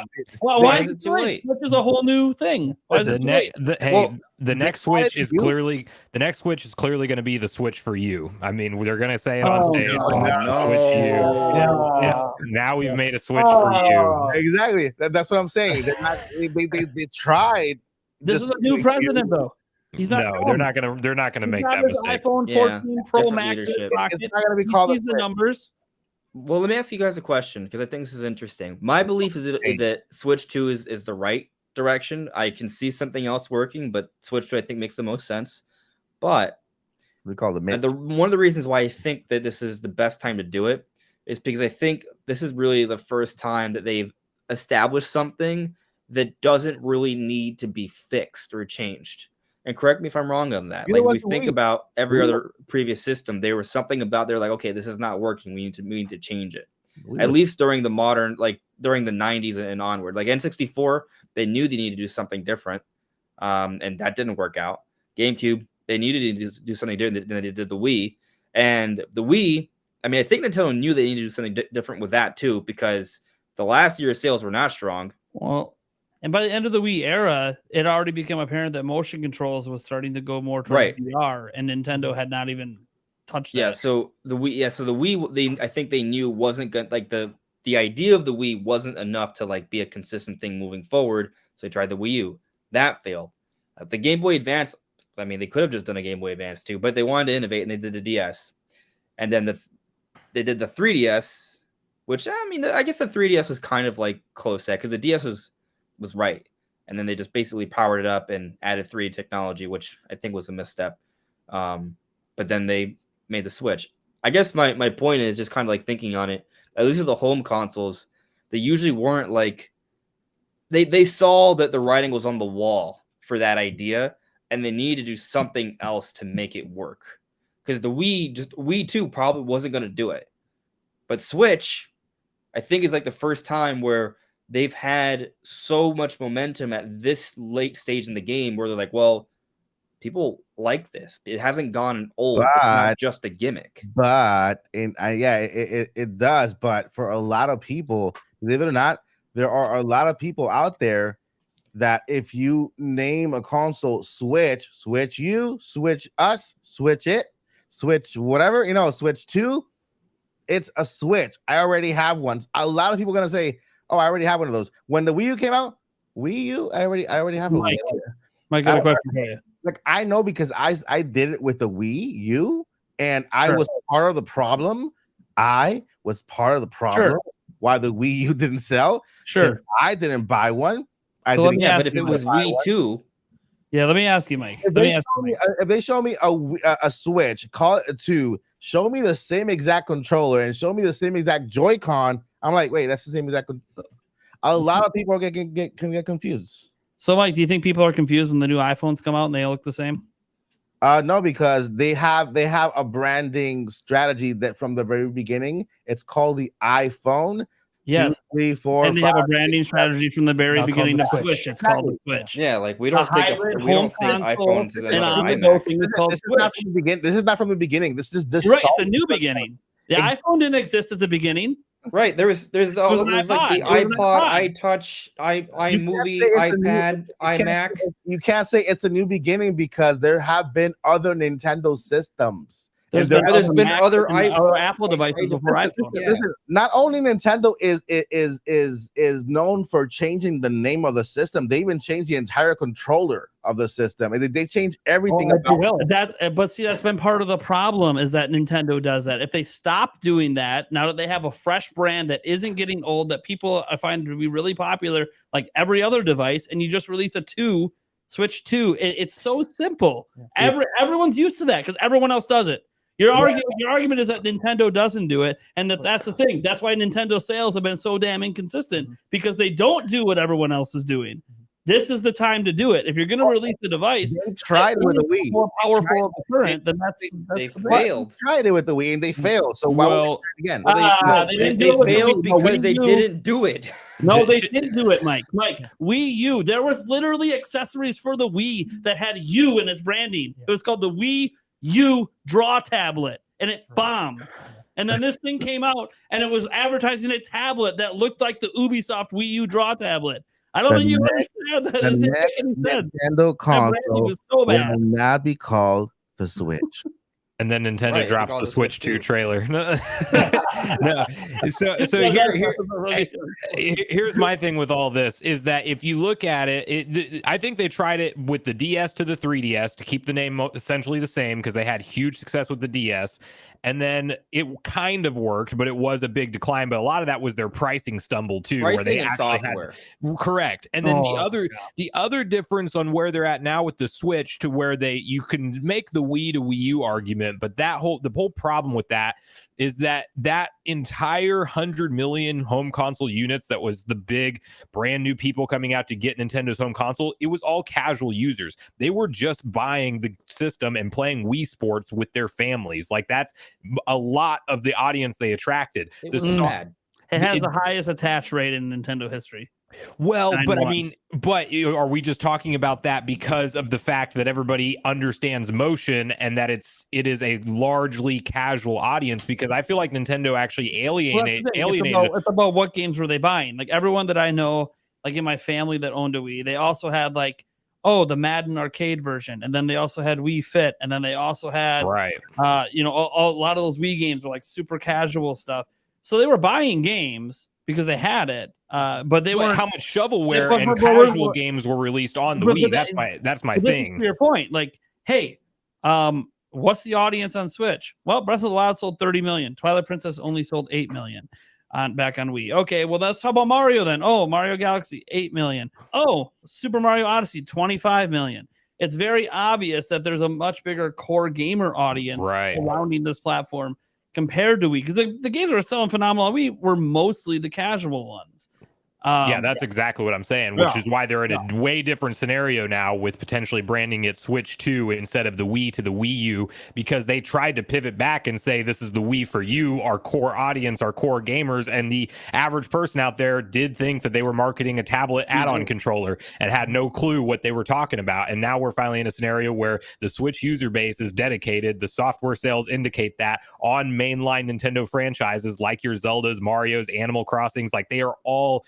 I mean, we're talking nearly 50 million units on a freaking Wii U game, and being Mario Kart 8 Deluxe sold on the Switch. Like they never have a core user base. They've never been here before. It's I got my comeback. I still have my comeback to that.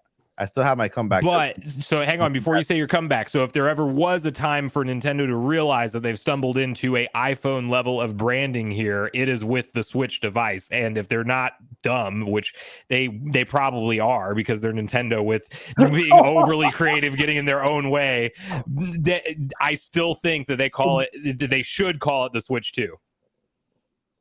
Yeah. And didn't you compare the CEO of Nintendo to Apple? I remember that comparison earlier. The current. Yeah, the current would be the one that decides the brand name. Yeah, but they're not. They're not gonna do it. First thing, they call it the Switch 2. People will be like, wait, I already have 2 Switches. I got 3 Switches. What do I need 2 Switches for? You know, so that's but how are people confused? PlayStation 1, 2, 3, 4, 5, 6. No. Gamers understand the number 2. It's not just a Switch, it's the next Switch. Then Nintendo's next gen console will have a different name. It's not going to be the Switch. Switch was an introductory title to let you know that you could switch from handheld. And if you could still do that, why would you change the branding? Don't do that. For example, like the Wii was like the Wii, Wii. You kind of like what was it?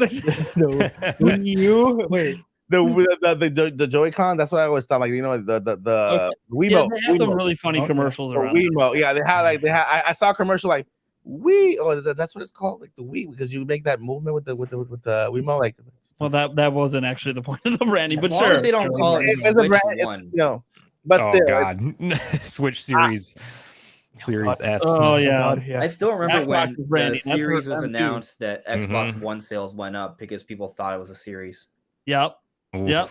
Yeah, because Xbox's branding's been so confused. Nintendo's been stuck in that too. It's confusing branding. They're changing all the time. So the only way people are gonna actually know that they're getting a next gen console, and the name is not gonna sell the console. You know what's gonna sell the console? The console being good. The console being delivering. If it delivers, delivers backwards compatibility, great games, 4K resolution, everything people want. That's what's gonna sell. Okay. Name it the Nintendo Cloud, Nintendo. Oh God! Oh God! Okay, alienating your fan base. Let's just play a game. Just a name. What would have made the Wii U work? Here's one idea. Okay, if we go back to the Wii U time. Okay, assuming they stuck with Wii U, like they're stuck with the Wii U name. They could have changed the name. If they changed the name, if they would have changed the name to another console, like another name that other than Wii, I think it could have had not that much of a sales, but at least a little more than it did. Because I would have understood. At least they would have myself. Like, wait, is that a Wii? Do you remember that tech demo for the Wii U that it was Twilight Princess on steroids? I don't, because I didn't care, because it was a Wii for me. It wasn't really a Wii U. It wasn't a next gen. Was it a Zelda tech demo, or did it just look like Zelda? It was a Zelda tech demo. Yeah, the Zelda tech demo for Wii U, yeah. The one where Link is fighting a giant spider? Yeah. Yes. Yeah, I remember that.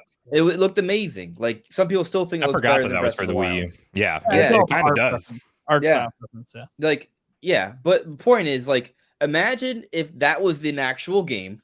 Skyward Sword came out a couple of years earlier, right? So no one was talking about Skyward Sword anymore. They launched the Wii U with that, and their marketing was this new Zelda only on Wii U from the get-go. People would understand, oh, there's no way I could play this amazing HD Zelda unless it's for Wii U. Like, that would have probably helped. Still wouldn't work. People would have just thought, I need to buy this tablet accessory for my Wii to play this game. I was actually looking for it. Yeah, but that's the problem. The problem was the entire concept was a problem, and then the branding was a problem. If Mike, as confused as you are, and I hate giving it didn't help that the Wii U just looked like a rounder Wii. Let's say instead of Wii U, they released the Wii U as it was, but they just called it Wii HD, and they released it in 2010. Would you have been confused? No, they should have just gone away from the Wii title and just moved on. You can say your entire Wii library on it. It's not original. Just make it. Just announce that it's backwards compatible. Mike, unoriginal names is what is Nintendo. Okay, let me tell you from marketing 101. You want to assure your audience of what you're delivering. You want to sell a point within your next console. If there's something that the prior generation is upset or worried about, the first thing you do is reassure that. You tell them, look, this will do this. This will play your old games. This is a similar console, but it's not. It is the next generation of Nintendo consoles. And then you tell them everything that it can do. First thing you tell them everything that this can do, that this can also do, and then you tell them everything that this can do, that this can't do. You sell the new. So it doesn't matter whether you call it a Wii U, a Wii 3, a Wii 4, or a Wii 5. As long as you deliver and the console, and people are not confused, because I'm talking to us, we are Nintendo fans. We are used to this. We're attached to the name Switch. We know because we study numbers, sales, how successful it is. The everyday person in the house could care less about how many consoles they sold because of the Switch. You are absolutely correct, Mike. Yeah. So, and when they release a new platform, they won't know it's the next platform because they still own a Switch. So and they're still seeing Switches out there. You have to make sure that you actually are sure that you are delivering a next generation console, a next generation name, and you are making sure that people understand that. Because I think a lot of the problems with the Wii U is that there was not that much understanding. So people didn't really care much. Can you explain to me why every company that maintains consistent sales generation to generation uses a number?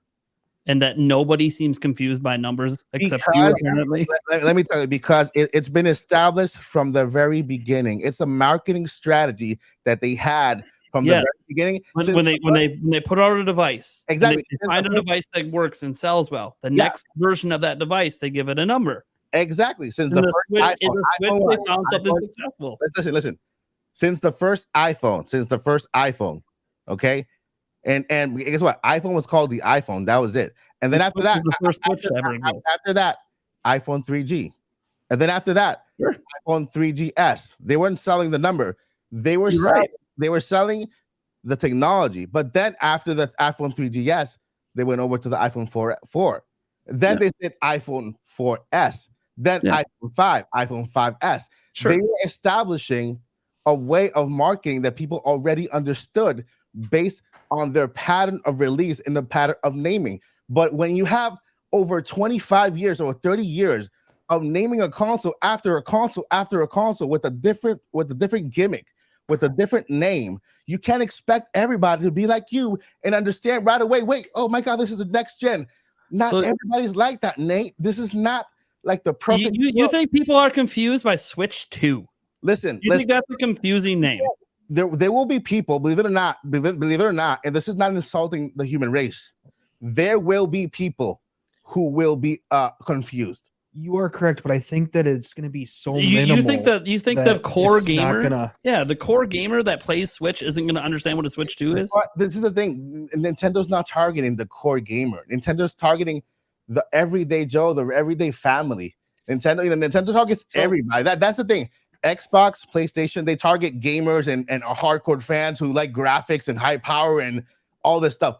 Nintendo, they target everybody, the everyday person who just wants to pick up a game wherever they are and play without having to worry about the naming, what it does. Well, let me ask you this, Mike. What do you think that the next console is going to be hybrid? Yes or no?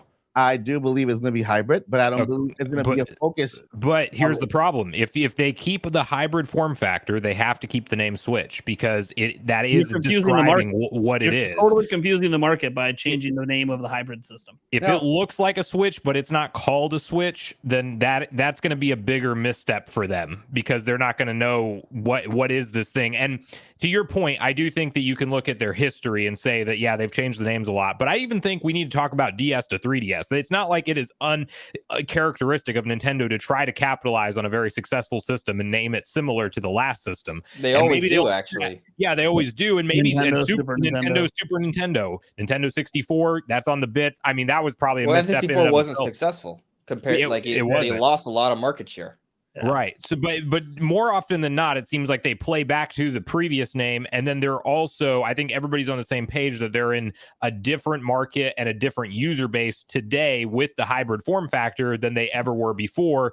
So is this the first time that they realize, wait a minute, we have something that we can continue to upgrade and expand upon this user base, similar to iPhone? And I'd like to give a shout out to Matt in chat, or Sam, sorry, in chat earlier, who came up with the perfect name, the Switch 2 Pro Max. You heard it here first. There you go. That's the name. Most of people's fear is that they're going to name it like Switch U or New Nintendo Switch or something weird. There's instead of just There's the obvious also, branding. we got to understand too, there's also a lot of gamers that right now, you could talk about 20 years in the past. The market has changed so much since then. A lot of the people who are growing up getting into gaming right now start on a phone or a tablet, and they understand the iPhone, 10 versus the iPhone 14 that's being sold right now. Like the number system, and yes, it's been there from the start with that particular device from Apple, but there's nothing that says that Nintendo doesn't realize that what they have with the Switch is a household name that everybody understands what it is. So let's start throwing a number on there. That being said, we're talking about Nintendo here, so they can easily not do it. But we have no idea what this president's going to do. Obviously, I think there's a strong argument that it could be named Switch 2 or Switch 4K or Switch H. If the name is Switch, then it is the Switch. It's still in the family of systems of the Switch. So Game Boy Color should still be in the family. But I went into this conversation being the opposite, knowing that it could be called the Switch 2, but but hearing your rebuttals, right? I'm more convinced now that it's not going to be called the Switch. I knew you were going to say that. Dude, it's so obvious. Like when people say, "Hey, did you get the new iPhone?" What, the iPhone 14? Yeah. Oh, did you get the new Switch? What's it called? The Switch 2. Like Switch is becoming a household brand for Nintendo the way iPhone did for Apple. Like that's why it's such an apt comparison, because Switch, you have to remember about Switch is it's unlike any platform Nintendo's ever released. It's the first generation that it does the handheld and home console together. They're not supporting two systems at once. They're supporting one, which is why the game output is so incredible every single year, because they've never focused it all into one system. So you have that. You have the household brand. You have the fact that we are entering year 7 here in 2 months. We're entering year 7.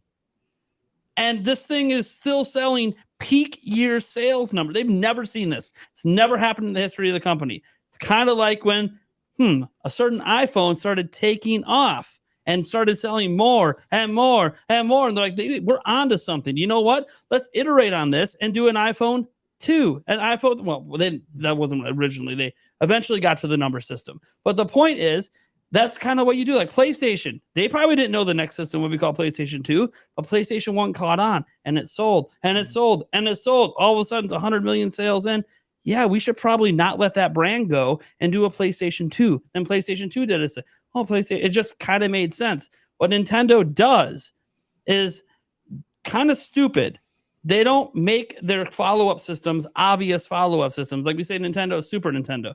What does that even sound like? What the hell is a Super Nintendo? Super Nintendo sold worse than the NES did. It was a constant downtread until Wii, and then Wii U was a downtread from Wii. 3DS sold half of what the DS did. But think about it. What the hell is a 3DS? What is a 3DS? It was the NES Entertainment System. Nintendo's a brand. Entertainment System is the console. Yeah, it was called the Nintendo Entertainment System. People called it Nintendo, though. Correct. Yeah, it was called a Nintendo. To be fair, everything back then was called Nintendo. Everything was. But that's according to my mom. Yeah, everything was Nintendo. Yeah, but that system was the Nintendo Entertainment System. Right. We can all agree that the next console will be a Nintendo. Will be a Nintendo. Disagree. Right there.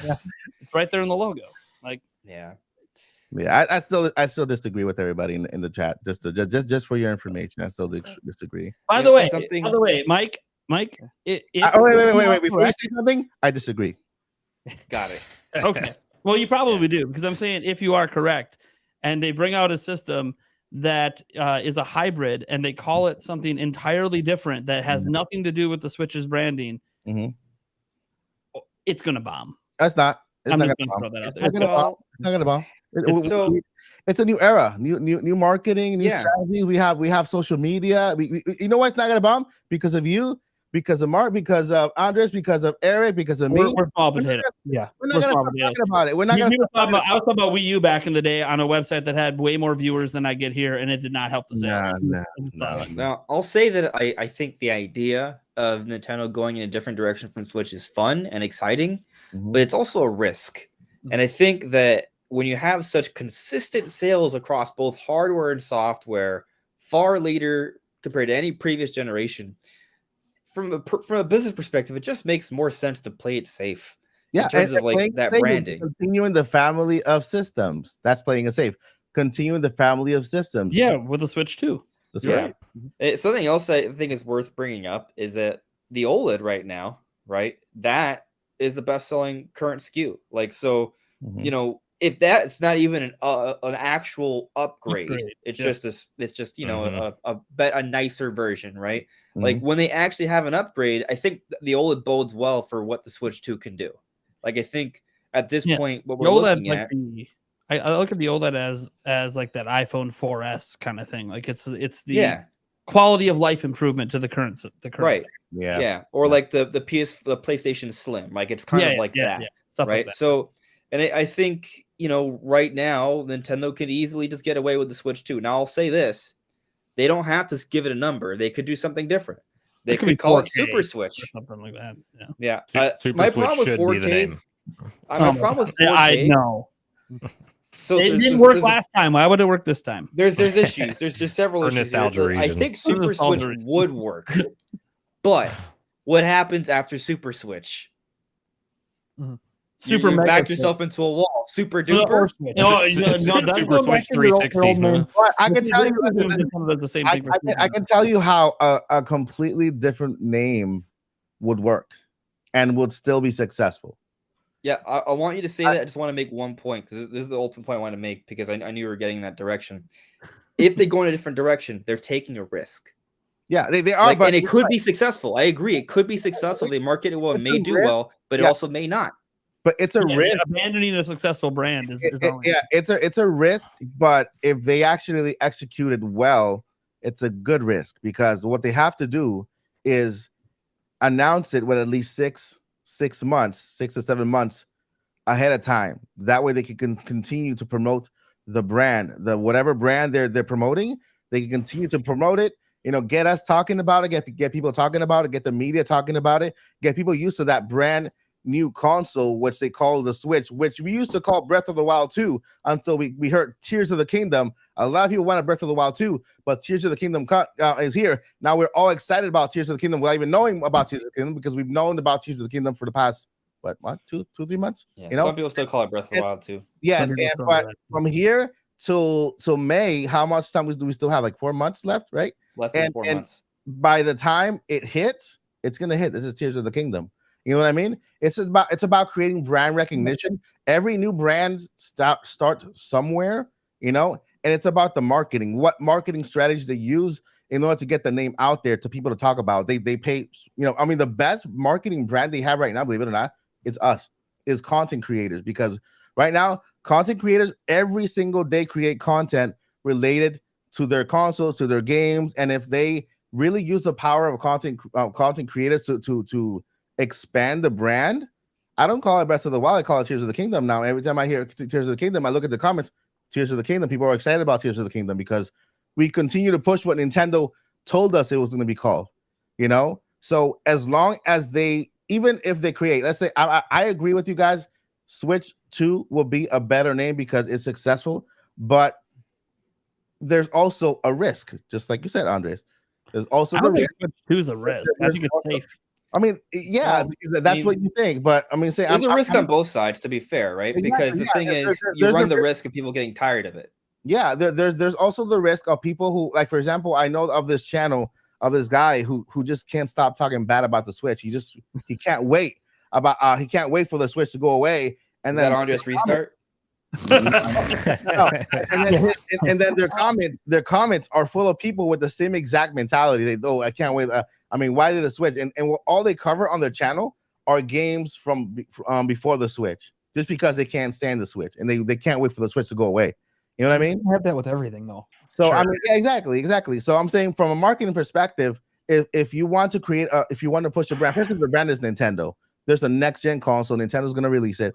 And if you want to implement a brand, you start promoting earlier. You get the name out there. You get all the marketing points. You hit all the points so that name can be pushed out there. And then what's going to sell is how well the console does. What's the feature? What's the gimmick? What are you selling that's new for this that's making me want to buy it? It's not. I got one for you. I know name recognition is a big thing, but if Nintendo releases another console, calls it the Switch, and let's say this for example, it still doesn't have 4K. It still doesn't have 4K. Sure. Like it's kind of almost. But then there's a mid-gen upgrade path like OLED where they can go now to 4K. Yeah, but I'm saying it's not enough to entice people to upgrade. You know what I mean? So what's really gonna sell is what can it do, rather than what it's called. You know what I mean? So this is where saying the Nintendo, I'm gonna say whatever name, okay? Just don't laugh at it. The Nintendo Future, or whatever, you know what I mean? The Nintendo Future can do this. Yo, you playing the future? You got a future? Oh, I got a future, all right. Man, I just bought myself a My future, grandma man. put money into my stocks. Yo, I was in the past, I was holding it, and in the future, I was putting it on the dock, whatever, you know, something like that. I always thought Nintendo Revolution was the coolest name, and then they turned it into the Wii. Oh, you know? that was such a flip. I'm still scarred to that to this day. Nintendo Revolution. Did you got a Revolution? Yeah, I'm gaming on the Revolution tonight. Yeah. You want to come over and play on Wii? No, you know, that's where we went. Let's play with my Wii. For the Wii. And then they moved on to Wii U.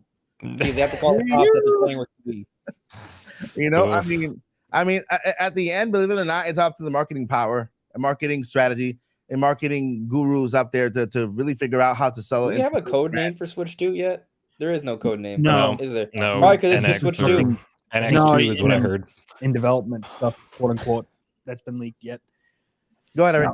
So what I'm thinking and why I think it will be called the Switch 2 is they're going to use that name kind of as a double-edged thing. I see the Switch 2 as an accessory-based, heavily accessory-based thing, where it's going to be Switch to AR, Switch to VR, Switch to robotics, Switch to this, Switch to that. You know, all these different accessories that you can then work with your same concept of still having the Switch and work off of that. Good, Brandon. That's a good strategy for marketing. Yeah, and the Switch 2 thing that's a really clever. Right. I wasn't even thinking about it that way for like. I had brought that up before, like, and other stuff. where I had said Switch to VR, but Ooh, it could I love be it. Switch to whatever. That's actually a really good. You should be hired by Nintendo's marketing team right now. Right. That was actually a really neat, that's a really neat idea if they are going to do all that stuff. It's just an accessory based thing because that would also. Hey, yeah, it's a more powerful system, but also look at all these things you can get for it. Switch to VR, switch to this. I like that. Yeah. So, I mean, they could sell all their VR headsets. They can sell all their AR stuff. They can sell, you know, robotics. They can sell Labo. They can sell Switch to whatever X, enter it here. See, here's what I learned. Eric may not speak often, but when he does, he brings a banger. And Eric, let me tell you, I disagreed with Mark, with Andres, and with Nate. But I got to tell you, man. I got to give it to you. I disagree with you too. But you did say you wanted to know what it would do and what's new. You can market what's new with using Switch to this. You're right, man. Market what's new. I like it. Calm down. I'm good. You're good. Don't pop a blood vessel over there. Come on now, Mike. Come on now. All right. You know what we forgot to do, Mike? What? We didn't tell a dad joke to kick off the show. What's wrong with you? Dang it. Let me look one up. Hold up. All right. Well, he looks one up. We're gonna transition to our next topic. We're gonna just spend a little bit of time on this. I mostly wanted to have this topic because Fire Emblem comes out this week, and I think it's a crime if we don't even mention Fire Emblem. It had its reviews come out, 82 on Metacritic, 83 on OpenCritic. At least at the time I made the notes. Maybe it's gone down, maybe it's gone up since then. I have no idea. But what's interesting is all the reviews basically say the exact same thing, which is a very rare thing actually with reviews. I haven't looked at many games. Usually the reviews all have varying opinions.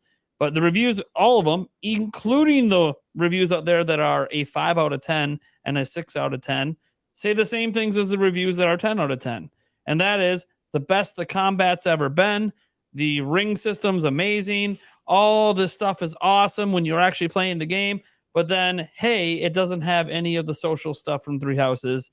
So we're just going to knock a bunch of points off. Even though the stuff it's doing in combat, Three Houses didn't have. So it's kind of a weird thing to me because it feels like they're comparing apples to oranges because each game focused on a different aspect of Fire Emblem. Because Fire Emblem Engage, now I haven't played the game, so obviously I can't give any opinions on the full experience. Just reading the reviews, it comes across to me that Fire Emblem Engage is like classic Fire Emblem. Three Houses is more so heavily into the social stuff in a way Fire Emblem has had social before, not to that degree. So it kind of felt like they went in opposite directions with the games, and obviously people have preferences for one direction over another. So I don't know. I just kind of want to talk about that briefly, and then maybe if we think our perception of reviews should change, because to be fair, an 82 is still a really damn good score. Yeah. So this is my take. For most games, there are some exceptions, but for most games, when I know it's a concept I like, and I see reviews, all I need for the reviews, I'm not looking for a score per se. I'm looking for, is the game executed well? And when the game's in the 80s, that tells me, yes, the game is executed well. Therefore, I'm going to get it because I already know it's a concept I want. Now, if it's something that looks really cool, like, oh man, this is a really cool concept, but then reviews come out and like, hey, look, they had a good idea, but they just didn't do a good job of the idea. And then I'm like, okay, well, I guess I'm not going to get it. Like, that's what I look for from reviews. I'm not looking for, oh, it's an 82. It's not the 84 I was looking for. Not going to pick it up. Like that, that I think is, it's a little bit of hogwash, right? Like there are some games that are some of my favorite games ever, and they aren't reviewed that well because it depends on the person. It really just does. It's super subjective. Like I bring this up when this conversation never comes up. Like I'm a Naruto fan, right? I grew up watching Naruto, and I love the Clash of Ninja series. Clash of Ninja series isn't the highest rated fighting game ever, but I was super into it because I got to Naruto, and I got so into it to those fighting games that like I was like paying attention to frame data and stuff, which I can't even do with Smash Brothers. Like, so like the game was really good to me, even though it only had like 8 characters. Like that was fine. So, and that was because I was a huge Naruto fan. Like I got into it because of that. So I think it just depends on the person. And really for me, reviews are just to hear more details about the game. I don't care about the score per se. I just want to make sure that it's actually good. The exception though, because I said there was an exception, is when I'm looking at a game that has the potential to be like game of the year candidate kind of game or like masterpiece kind of game. And it's not so much that I'm looking for the game to be, is it worth buying? The game's already worth buying. Like, for example, Tears of the Kingdom is worth buying no matter what score it gets.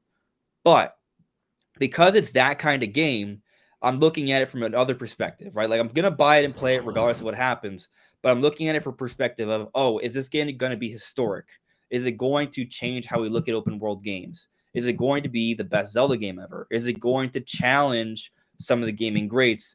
And that's where Metacritic scores come into play because, well, that's kind of like one of the most, even though it's a collection of subjective opinions, it's still like a numbering system that compares it across a large sample size to other games. So that's where there's the exception where I pay a little bit more attention to scores, but it has nothing to do with the game itself or me wanting to play it, just in terms of comparing it across history. I just want to also note that this is just a fun fact.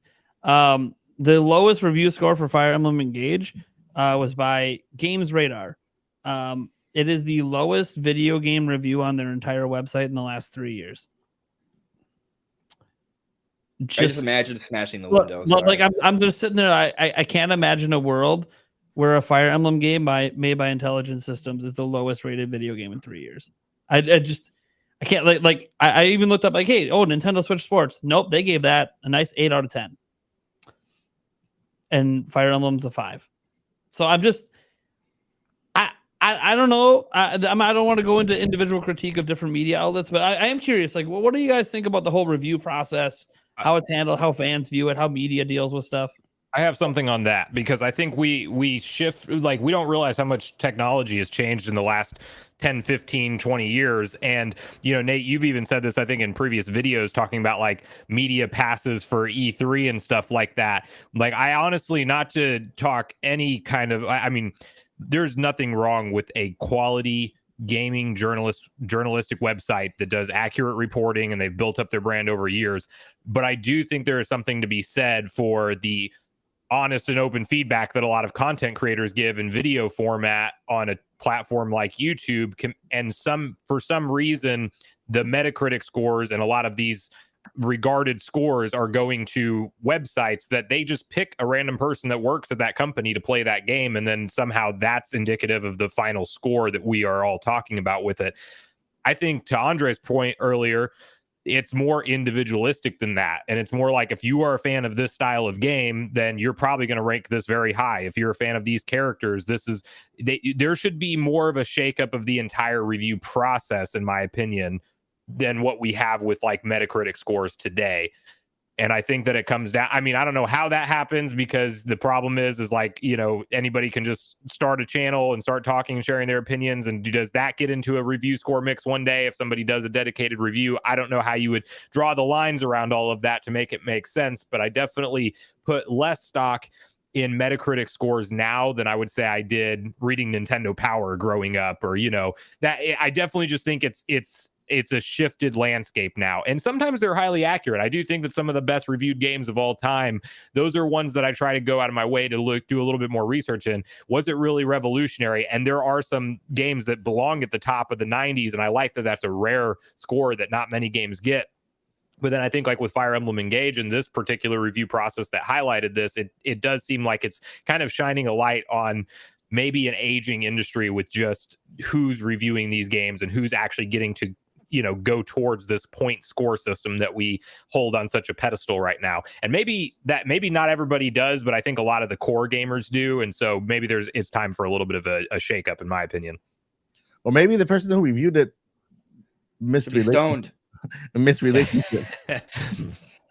You know, wait, we can't have kids? No, I don't have kids.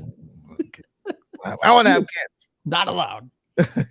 I think the reviews, even though some of them are more negative, what I've read so far is actually makes me more excited for the game and to hop into it. Like they're trying to spin Everything it off as a negative. Yeah, it sounds like it's combat good. what got me into Fire Emblem, and you're telling me it's the best ever? I'm good. Oh, the story in dude. I didn't start playing Fire Emblem to have like marriage and kids. I have that in real life. I'm good. I'm good. I don't need that in a video game. I'm here for the gameplay. I'll say this. When I played Fire Emblem Three Houses, I got invested into the story, into the characters. So I can envision a scenario where I play Engage, and if it is the case that the story is super shallow and the characters are super shallow, maybe I'll lack some investment. Although, I mean, from what I've seen, I still feel like there's still like relationships with these different characters that you build. They're just not romantic. Like, I still think I may find myself invested. So I'm curious. I haven't played the game yet, so we'll see, and then we'll probably talk about it again then. But you know, as long as I can still find myself getting invested into the game, I may find myself enjoying it more. So I mean, the combat, the exploration, that's all improved. I agree, and I say this: if you want to keep that relationship alive, want to have those kids, go back to Three Houses. Just have as many kids as you want. Not quite exactly how it works, but we'll go. I know it's not your kind of game. There's still 3 other campaigns I haven't done in Three Houses because I only did one of the 4. So to your point, I could just go back to Three Houses and fall in love with someone else that I. What campaign did you do? A relationship by a pillow. Me? I did Edelgard. Okay. So I chose the Black Eagles. You're one of those people. What is that supposed to mean? You judging my personality based off judgments over which path they go down or which path's their favorite. Jeez. What happens if you pick the DLC path? HMK. Yeah, watch out for HMK. Anything yellow, he's just bad by his standards. Anything yellow. He made that very clear on the last podcast. All right. Well, he doesn't like the color yellow. Is that what it was? Because I didn't get it. Yeah. Okay. Yeah. Well, before we move on, yes, I just want to say that it is interesting that reviews are notably worse, but the game in terms of performance and visuals is substantially better. Yeah. And that was one of the reason why this seems a little hypocritical is just because Scarlet and Violet, from all gameplay perspectives, story perspectives, from every other metric, like it's substantially better over previous generations, but reviews are worse because of performance. So it's just kind of an interesting duality there. I'm not saying it's unfair. I'm just simply saying that there's that to consider. Yeah, they do. They pick and choose when it matters. This game looks They've all said from a visual perspective, it looks significantly better than Three Houses, but it's almost like it doesn't make any difference in the reviews. But if it looked bad, you know it would. It's a little weird. It's a little weird. Do you have that dad joke queued up over there, Mike? Yep, I got a couple. I got a couple. I got 3 of them. 3 of them? All right, 3 pack. Let's do it. My wife left me because I bought a new Nintendo, but I'm not even upset. It was ready for a Switch. Next one. What was the only Nintendo game series that really fell flat? Paper Mario. The other one is Luigi invites Mario over to play some Nintendo Switch. As they get ready to fire up some Smash Bros, Mario notices Luigi has a new avatar. Mario asks, "Say, Luigi, what kind of picture is that?" Luigi said, "It's me, Mario." Oh, okay. I mean, that's the way dad jokes go, I guess. All right, this is one more because that was horrible. Okay. Why are Nintendo players afraid of the fence? Because it prevents Animal Crossing? Okay. All right. No, the dad jokes. Let's get to our last topic here. It's pretty simple. Predictions 2023. What's going to happen with Nintendo games, hardware, directs? Are they going to be at E3? Nothing's confirmed there yet. I got my what is going on this year? All right, so I'm going to go ahead and start because I got my mind ready here. And I'm going to give you everything that's coming in the Nintendo Direct. Okay, everything. Basically, well, not everything, because I know there's a whole bunch of farming games that are coming in there that I can't really guess because we can get farming games and stuff. But I'm going to start with the side announcements. The side announcements are not full games, but are add-on to games. Okay, or they are not on Switch. Okay, my first prediction is Splatoon 3 DLC. It's coming to this Nintendo Direct. It's going to be announced. Okay, patent was out. Got it. It's there. My second, it's going to be a mobile game, a brand new mobile game for iPhone and Android. Okay, and iPhone and Android. I know on the audio version, you guys can't see Andrew's research space. I mean, I guess they had help from Niantic, but this mobile game is called Nintendogs. Yes, Nintendogs is coming back. You turned them around. You turned them around. All right. Nintendogs is excited now. Listen, Nintendogs is coming back because that actually makes sense on the phone. As a mobile game, a game where you can actually go outside and walk your dog and feed him and do all kinds of stuff is going to be pretty cool. Okay, like Pokemon Go type style. Yeah, but with your dog. So yeah, Nintendo, and those are my side announcements. Now for my main announcements within the Nintendo Direct for remember, Nintendo mostly announced, I would say 4 to 5 first-party games. Everything else is third-party games.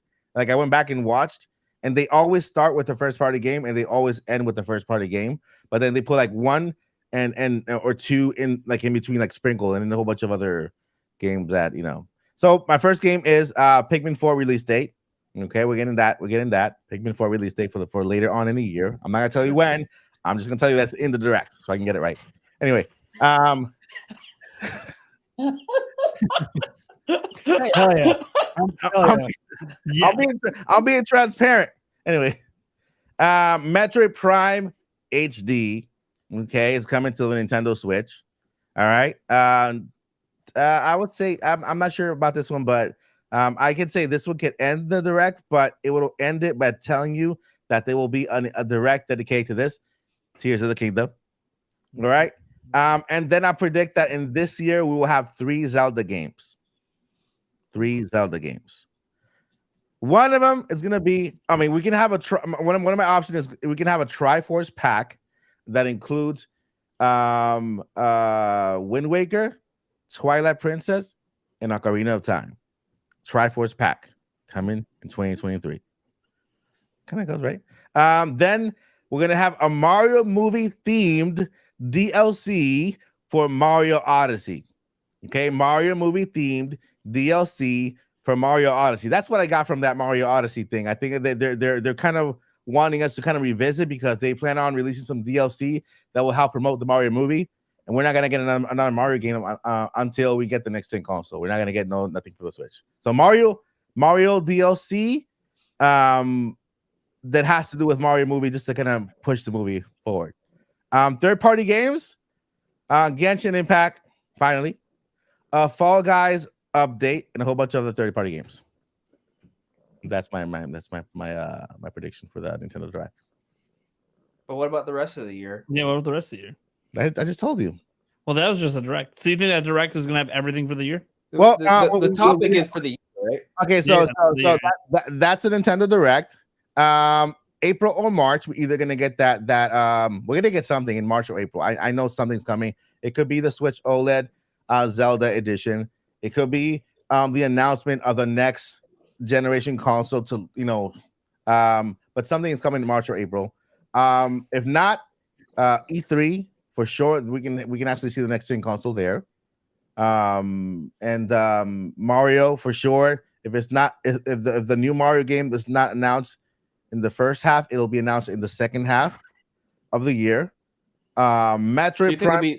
There'll be DLC and a new Mario game, or two separate? Yeah, the DLC. I think we'll have both this year. I think we'll see the DLC for Mario Odyssey, and then we'll see the announcement for the next Mario game, either the 2D or the 3D next Mario game.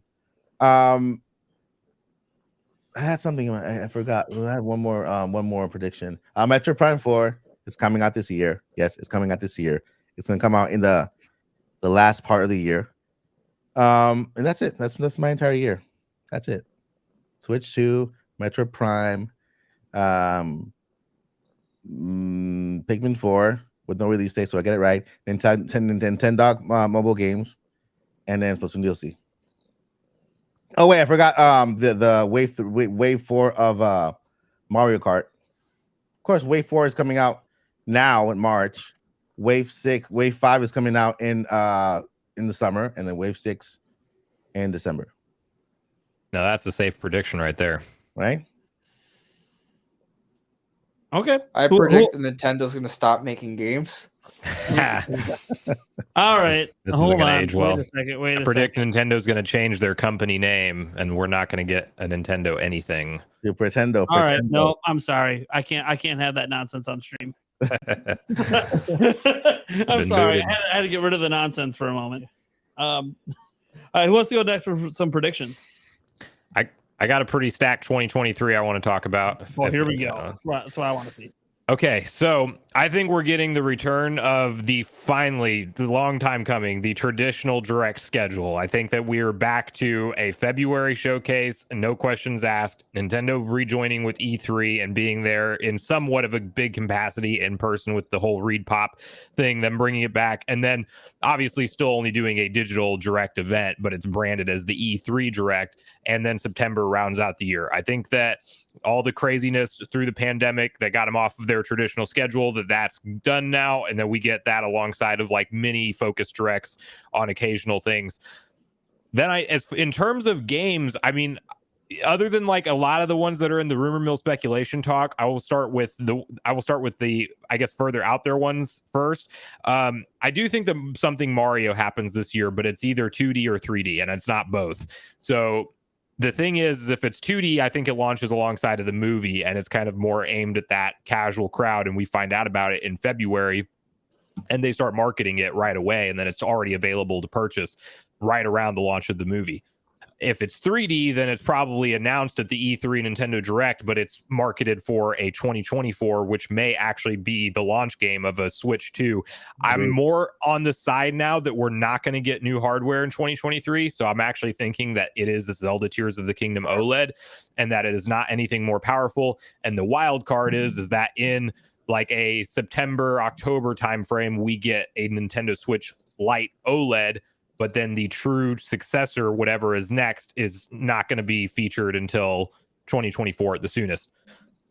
Then I think we get a lot of, because we're talking about the end of maybe the Switch era, or not the end of the Switch era, but rather the Switch 2 beginning in 2024. I do think that a lot of the Emily Rogers, Nate the Hate type of talk with around maybe them padding out the end of the Switch's life cycle with a lot of ports and remasters, that's when we finally see Metroid Prime Remaster, fully announced. Maybe it's the trilogy. Maybe they actually break up all 3 games.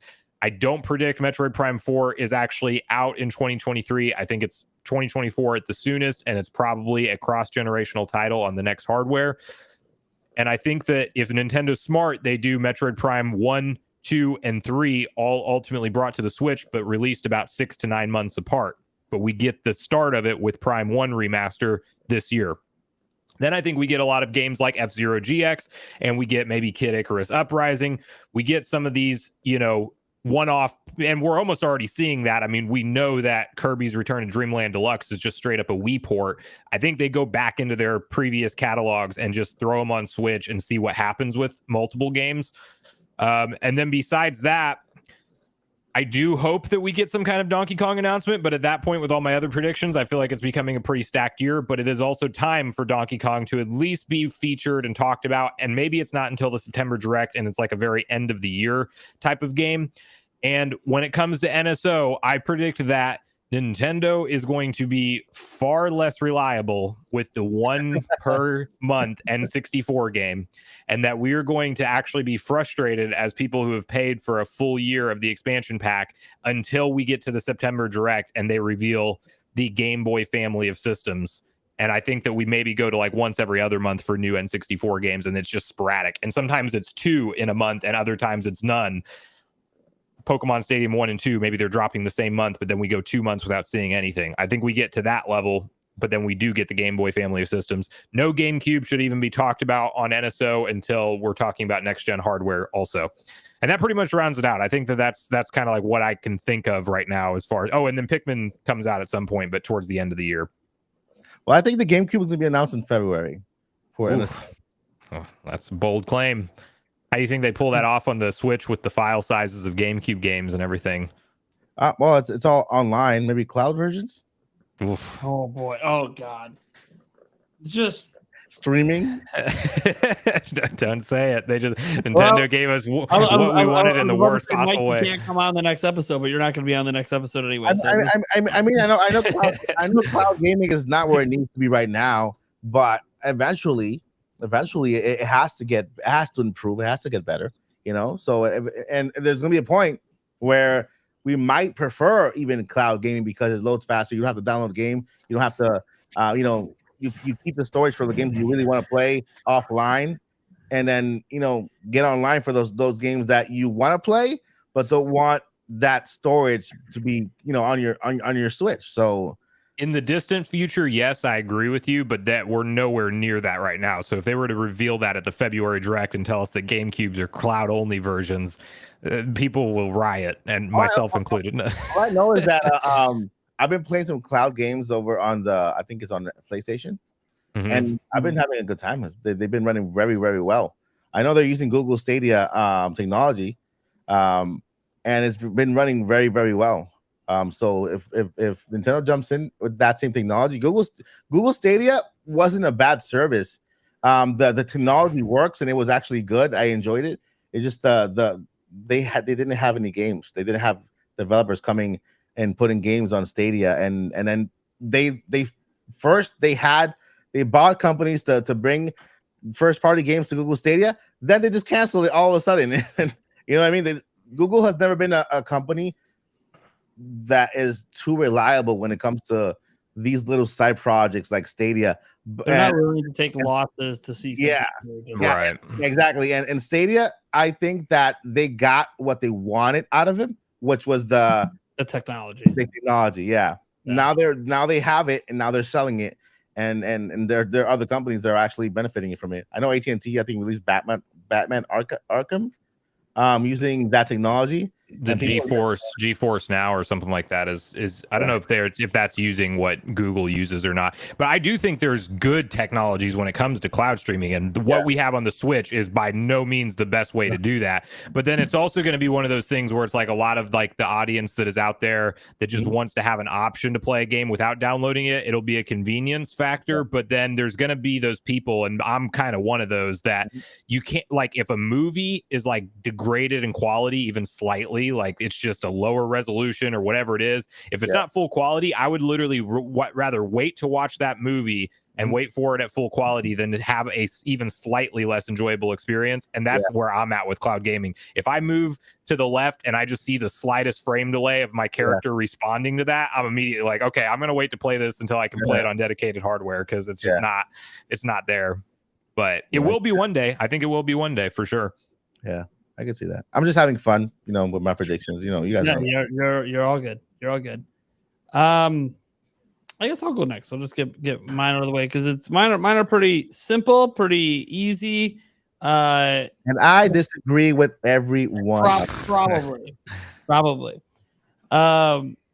So we're gonna get a Tears of the Kingdom OLED. It's happening. It is what it is. We're not getting new hardware. Sorry. There's no new hardware.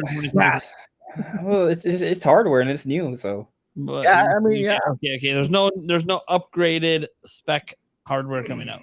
I mean, Zelda skin is definitely an upgrade over no skin. I really That's true. I'm spending too much money on OLED already. I have like 4 OLEDs. Anyways, there will be a Zelda Tears of the Kingdom OLED. I don't think it's going to be the one that leaked out, but there'll be one that's a different or better design or something. Maybe not. Sometimes their Zelda design on their systems isn't very good. Like, it's just what made that whole thing believable to me was how bad it is. Because go back and look at all those themed 3DSs or even the Wii U, the Wind Waker. Like, they're just not good designs. They're just not. It's just they're lazy with a lot of the custom Zelda designs. So it wouldn't surprise me if that ended up being real. But I'm gonna go with it. That was probably not real, but there will be something akin to that. No new hardware. I'll be happy to be wrong on no new hardware in 2023. By the way, I want new hardware this year. I just don't think it's going to happen. I think I have no reason to think this because they don't do this often. I think March next year, but that's getting to the 2024 predictions. So we're going to stick to this year. Obviously, we already know that, like, just getting the things we know all the way. Obviously, Tears of the Kingdom, Pikmin 4, all that stuff. Like, I'm not going to go over that. Mario Kart 8 DLC, got it, cool. Not going to go over guesses on tracks or anything. That's all stuff we know is coming. Splatoon 3 DLC given. It's a given. They do a DLC pack every single time for like about $20. We're gonna get one. Probably coming out this fall, maybe this summer, depending. But getting into the unknown, like there's a lot of rumored remasters out there for GameCube. And Emily Rogers being at the forefront that told us, hey, they're going to rely on a lot of these remasters at the end of generation from GameCube. I don't know how many of these are true. Like there was a new one recently about Bot and Katos. I would love for that to be true. I don't know that it is. I don't know that website's reliable. I guess I look back at it. They've gotten some stuff right, some stuff wrong. So they're basically the same as everybody else who says something's happening. It's a coin flip. Who really knows? Might as well just call it a prediction. So Bot and Katos, I don't know that is one that they would heavily lean into. I do think Metroid Prime HD comes out this year. I think that's going to end up being a end of summer title. I don't think Metroid Prime 4 is coming out. I think we will hear about Metroid Prime 4 if we don't hear about it at E3, which is when I think they'll bring up Eric's dying over there. Anyways, if we don't hear about Metroid Prime 4 at E3, which I think would be really strange, we'll hear about it at least at the September Direct. They'll at least tease it for the following year.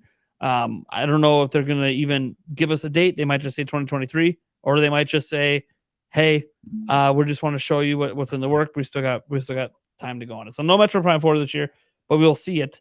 And we'll get Metroid Prime 1 HD at some point, probably end of summer.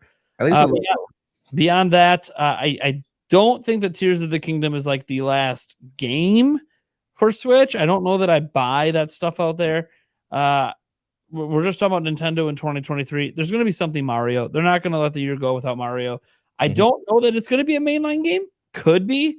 Those rumors for 2D stuff and side-scrolling. Look, the Odyssey 2 now people are thinking about. I don't know that there's going to be a new mainline, but there's going to be something. It's a little soon to me to be another Paper Mario. I know they like to bang those out pretty quick sometimes. A little soon for that. But I do think something. I talked about before, like, how the Mario and Luigi series, I know the developer is no more, but It would be interesting to have one of those this year, and I think that would pair really nice with the movie. That seems to be focusing on Mario and Luigi, at least so far, even though Mario, they're kind of putting in the background a little bit because people are mad about the voice acting. But I think that could make sense. Some sort of spin-off that we just don't really see coming is basically what I expect. It could even be a brand new Mario spin-off. I have no idea. But I think something like that is going to come this year. I also just have this suspicion that we're getting a DK game this year. Not even based on the rumor. I just have this feeling. Haven't had a new one since 2014. I don't think it's made by Retro Studios. I don't know what it is. It could be Jungle Beat 2 for all I know. I have no clue. But some sort of Donkey Kong game, I think, is arriving this year. Yes, I think Nintendo's going to also release a new mobile game at some point. They do mobile games. They don't release a new one every year, but they do have multiple companies working on them. They're not just going to stop. I'm not talking about what the Pokemon company puts out because they operate independently. Just what Nintendo's going to put out because there'll be new Pokemon mobile apps every year. So there's going to be something new. They really probably want to capture on that success that Fire Emblem Heroes was able to get. They just closed down Dragalia, so I think they're going to have something coming to replace it. Maybe it's another attempt at Mario, potentially. Again, Mario movie could be another potential try at Mario since Mario Run didn't go the way they wanted. But we'll see. There's going to be something mobile coming. I think there will be. Gosh, this is the one that I'm really going out there. No one's talking about it. Star Fox. We're getting a Star Fox game. That would be nice. I don't know why. I don't know when, but we're getting a Star Fox game. It's happening. I also think we're going to be getting another set of Pokemon remasters for the holiday period. I don't know if it's going to be Let's Go. I don't know if it's going to be another BDSP sort of thing. I have no clue, but it's going to be something in that realm. We'll also get DLC for Scarlet and Violet. That's going to be a thing. We're going to get that. I don't know. I potentially would like to see DLC for Arceus as well, but I don't know if they're gonna double dip with the DLC like that. I think they're gonna stick with Scarlet and Violet. Although I don't think that Legends Arceus is the last time we're gonna see a Legends game.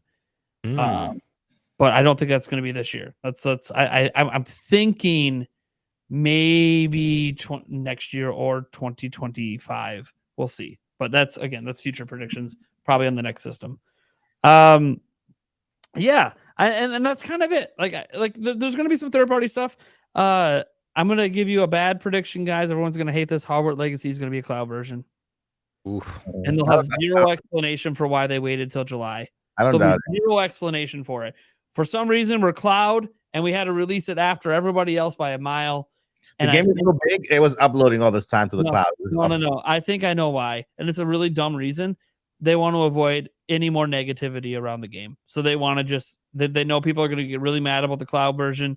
So they're just going to drop it far away from the sales that happens on last gen and current gen.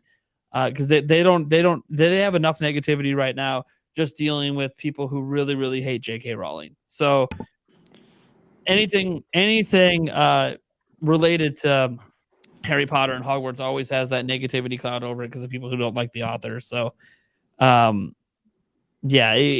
just want to steer clear of adding more negativity to the launch by having a cloud version, which they know is going to get a negative reaction. And you might go, then why would they release it? Because they made a promise probably before they realized they couldn't deliver. And Harry Potter is a popular IP, I mean, yeah, and maybe they're just hoping, hey, you know what? We don't need a lot of sales to justify this version. So, and so that's a little sad. I do think Genshin Impact will come out this year finally on Switch. It's been promised for years. Finally, it's going to come out.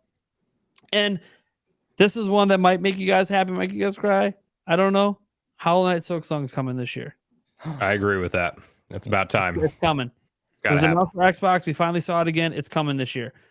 I think they're trying to avoid a sports story situation where that was in development hell and then they dropped it, and it seems like that might have came out a smidge too soon. Feels weird to say that for how long it was in development for, but if you guys have played Sports Story, you know what we're talking about. It just needed a little bit more time in the oven. I think they're going to get it right with the patches.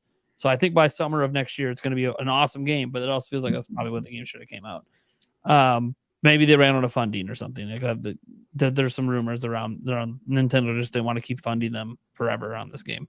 And then I think I'm going to kind of leave it at that. I could keep going with a few more indie games, but I think it's funny how you started this off by saying you're gonna have some very basic predictions. You have the longest list and more games than anyone else. But they are basic. They are basic. Like most of it's stuff we know about, and smaller things. Like Star Fox sounds huge, Donkey Kong sounds huge, but like these aren't things that are gonna sell huge. They're just fun games. They're just fun. Okay? Give me a number. What is huge? Give me a number. I'll give you a number. A number. 10 million plus is huge. 6 million. 6 million. For what? For any of the stuff I mentioned. Were you saying Donkey Kong can't sell 6 million on Switch? No. Depending on the game. I mean, The funny thing is, Tropical Freeze is the one Wii U port that didn't sell well on Switch. Yeah, because it's a low effort. The fervor for Donkey Kong games doesn't seem to be that there. Like it's not the right audience. I don't know what the right audience is, and maybe I'm wrong. but Maybe they just want a 3D one. They don't want side scrolling. what if it's the Breath of the Wild of Donkey Kong? Okay, everything's not going to be the Breath of the Wild of this franchise. That's just not. All right. I love Breath of the Wild. Listen. What I mean, and I understand you know exactly what I mean too. I What know. if it's a fully immersive open world with Donkey Kong in a jungle, like it's just huge. It's not gonna happen. And I spoke to Summer about this before, like an entire open world with a jungle where you can actually explore the entire jungle, complete different missions all around, just swing from branch to branch and do things like find treasure or The whatever. open world's one giant island. Yeah, it's a big giant island where you're stuck on, and then you have With to Tarzan style gameplay. yeah. I love it. I love it. Here's my open zone. problem. Here's my problem. Oh wait, Nintendo has very few open world games because they have very few people who know how to make them. yeah. That's true. So I just don't think it's happening. Yeah, But, well, the rumor is it's Nintendo EPD working on the Donkey Kong. So The rumor is it's the Mario Odyssey team, basically. But imagine if Bowser's Fury was actually a beta test for what they wanted to do with Donkey Kong. And that's a stretch, but let's just say That's a pretty that big. yeah, but They let's filled just a lot of say that empty space with water. So well, yes they they did, Wind but Wakered it. but they didn't give you a boat to sail on. I Right. guess technically you can, but regardless, I do think that it would be fun to see that happen. But I honestly think if Donkey Kong goes even like more into that 3D style gameplay, that it's probably like Kirby and the Forgotten Land a little bit more. You know, like isometric. I could honestly see them leaning more into that before they do the true up 3D open world Donkey Kong experience. Although, if done right, that would be incredible. But platformer and open world, that's going to be an interesting thing to see pulled off correctly. Go there first. Correct. I think that's Mario's. The perfect title for that would have been Odyssey. So it's a shame they already. But Mario's big Odyssey into open world, like he should have that experience first. But maybe they take the chance on Donkey Kong, and then we get Mario followed up. Who knows? But I do agree with you, Nate. I think that 2023 we should at least hear about a DK game of some sort, if not already see it launch. I mean, they put it in the Mario movie, so to me, it means Nintendo clearly still cares about the characters. So I just kind of feel like we're going to get something. And the So next you do Nintendo World agree. expansion. Then we're going to get something. Yep. I remember I made a video talking about how I felt that the Donkey Kong I knew this influence was coming. in the Mario I knew this was most coming. correct was a tease of sorts for the Donkey Kong game, and I got some flack. But it sounds like you kind of low key agree with me. Now I'm not saying you would disagree with me, but right now it sounds like you're saying you agree with me. It's more or less. I don't think Donkey Kong ever didn't matter to them. They've been making the series whether it sells or not. I think it's more so. It's been, 8 years, 9 years this year. Like it's been also been so 6 long years that it feels like they'll since Breath of the Wild. They'll put something out. Yeah. That's all. I don't even think it's gonna be a big game. Like it's just gonna be another side scroller or something. It's just gonna be something small. Just to put things in perspective, right? It's been a long time. It's been more than half a decade since Mario Odyssey and Breath of the Wild, the two best-selling like Marios and Zeldas 3D ones in history. And we still have had to wait for more than half a decade for each one. Sure. So, I'm just saying sometimes when we say, oh, it's been 8-9 years since this game, I don't think that means Nintendo doesn't care. There's exceptions. Also, Animal Crossing is an exception because there was an 8-year gap. But they clearly were going to do another one because New Leaf sold too well for them not to. It just took them a long time to get to that next one because I'm sure it's a very complicated game for them to make behind the scenes. Well, just all the various systems. The point is that there are games that are going to sell 10 to 20 to 30 million, and there are games that are going to sell 2 to 6 million. Like sure, and you get the 2 to 6 million ones usually more often, and that's where Donkey Kong falls in. And we haven't had one in 9 years. We're also getting Advance Wars. Sure. True. I look, I didn't mention Advance Wars because I don't think it's happening this year. I wanted to come out. I kind of think it's going to become one of those games they never release. February. Yeah. And which would make me sad, by the way. I mean, I've already played them, so I've already beat both of these games, but it's still. I'm ready for my predictions. That they're letting a real world event prevent them from releasing something. Or Eric, do you want to go first? No, go ahead. Okay. Yeah, I'm done. I'm done. First prediction, to spite you. Advance Wars will come out this year because if they wait any longer, the boat will have long sailed. So I think Advance Wars will come out this year. I think it's probably coming out sooner than later. Wait. Are there tanks in the game? Yes. Are you talking about boats? I think there's boats in it too. There's both. There are boats in the game, yes. There are boats in the game? There are boats in the game. There's warships. Tanks and boats? Advance Wars Dual Strike, the one on DS, is where I got into the series. So these are the two that came out on Game Boy Advance. There are boats there? The tanks have sailed if they wait any longer, is what he's trying to say. The tanks have rowed off. Rowed off into the mountains. Go ahead, I'm messing with you. Go ahead. Okay, no, we're good. All right, so that's my first prediction. Advance Wars is coming.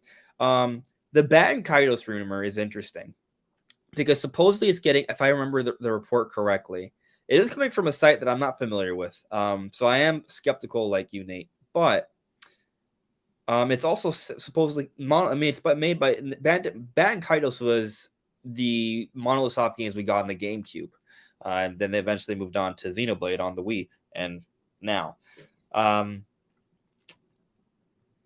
it's supposed to come out this year, and that's what I find strange because I feel like Molotov is going to focus on just the Xenoblade 3 DLC this year. Bat and Kaitos feels weird. Also, I don't think Bat and Kaitos is going to sell well, which it makes sense to do a remaster instead because it's less effort, less investment there, so less risk.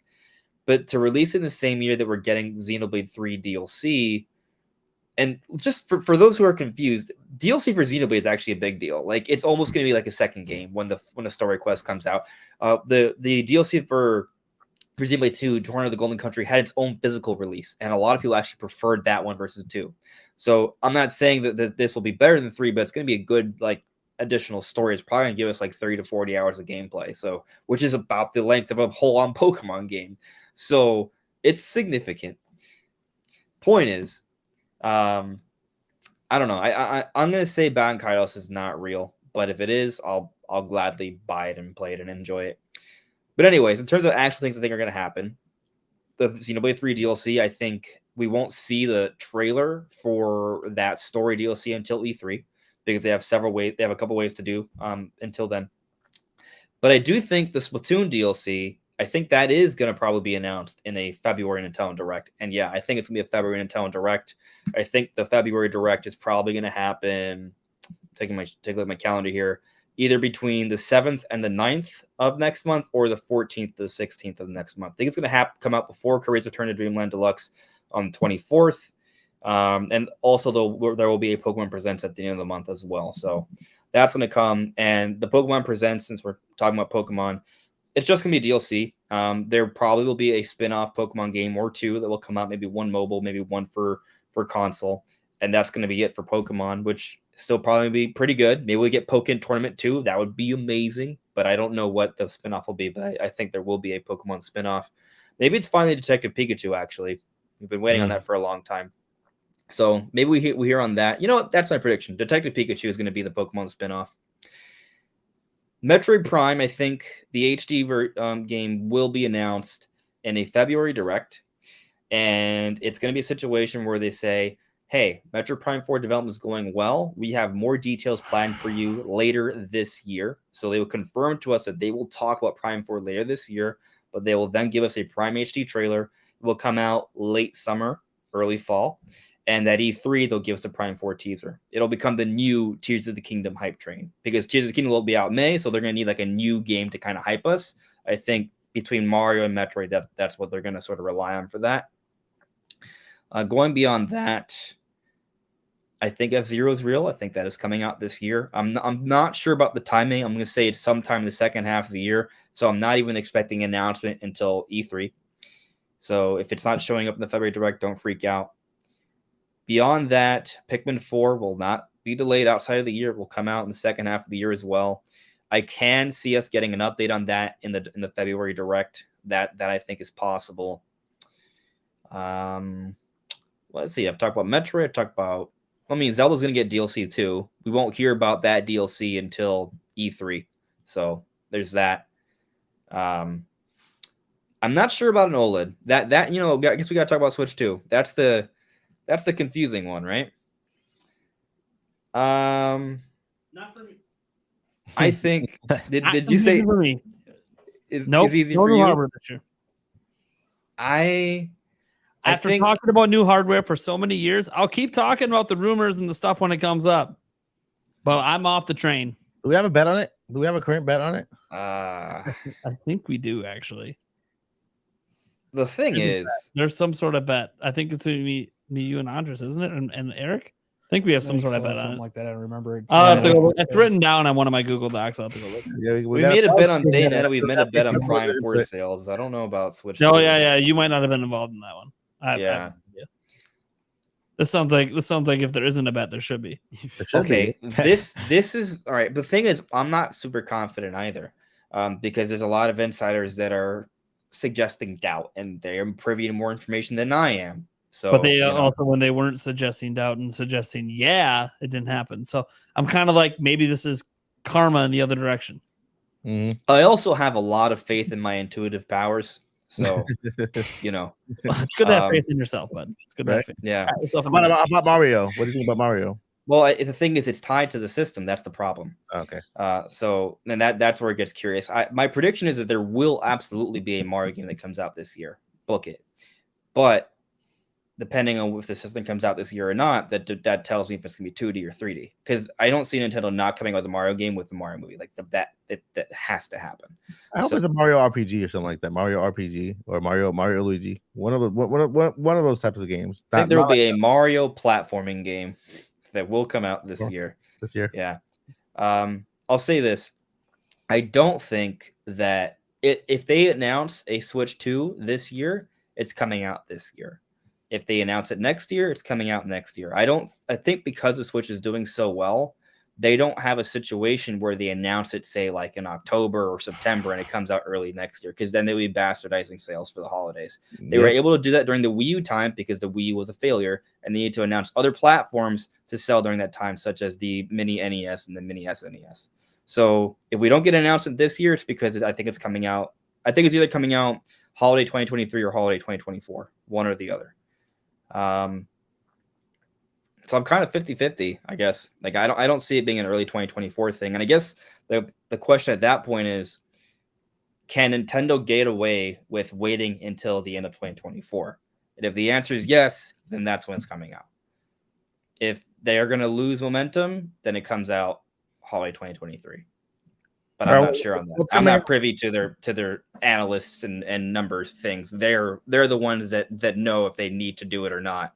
So what's coming out first? The PlayStation 5 Pro or the Switch? The next Switch. Nintendo's really good at making people wait. They're the best. PS5 Pro. PS5 Pro coming out next. No, because they're gonna do like a Slim or something this year. So I think we'll probably get the new Switch before. I think Nintendo likes the idea that if a PS5 Pro comes out first or a PS5 Slim, that's going to add the fuel to the fire of the Switch 2 speculation. Because people are going to be like, can't believe it. PS5 and PS5 Slim and PS4 Pro all came out in the same lifespan of Switch before we got Switch 2 or even Switch Pro. Like that like Nintendo might even want that to happen, because there's that conversation will. And then that would also end the conversation that Switch is not part of this generation. Yeah. Because Switch literally will have existed for most of this generation. It's true. It's crazy.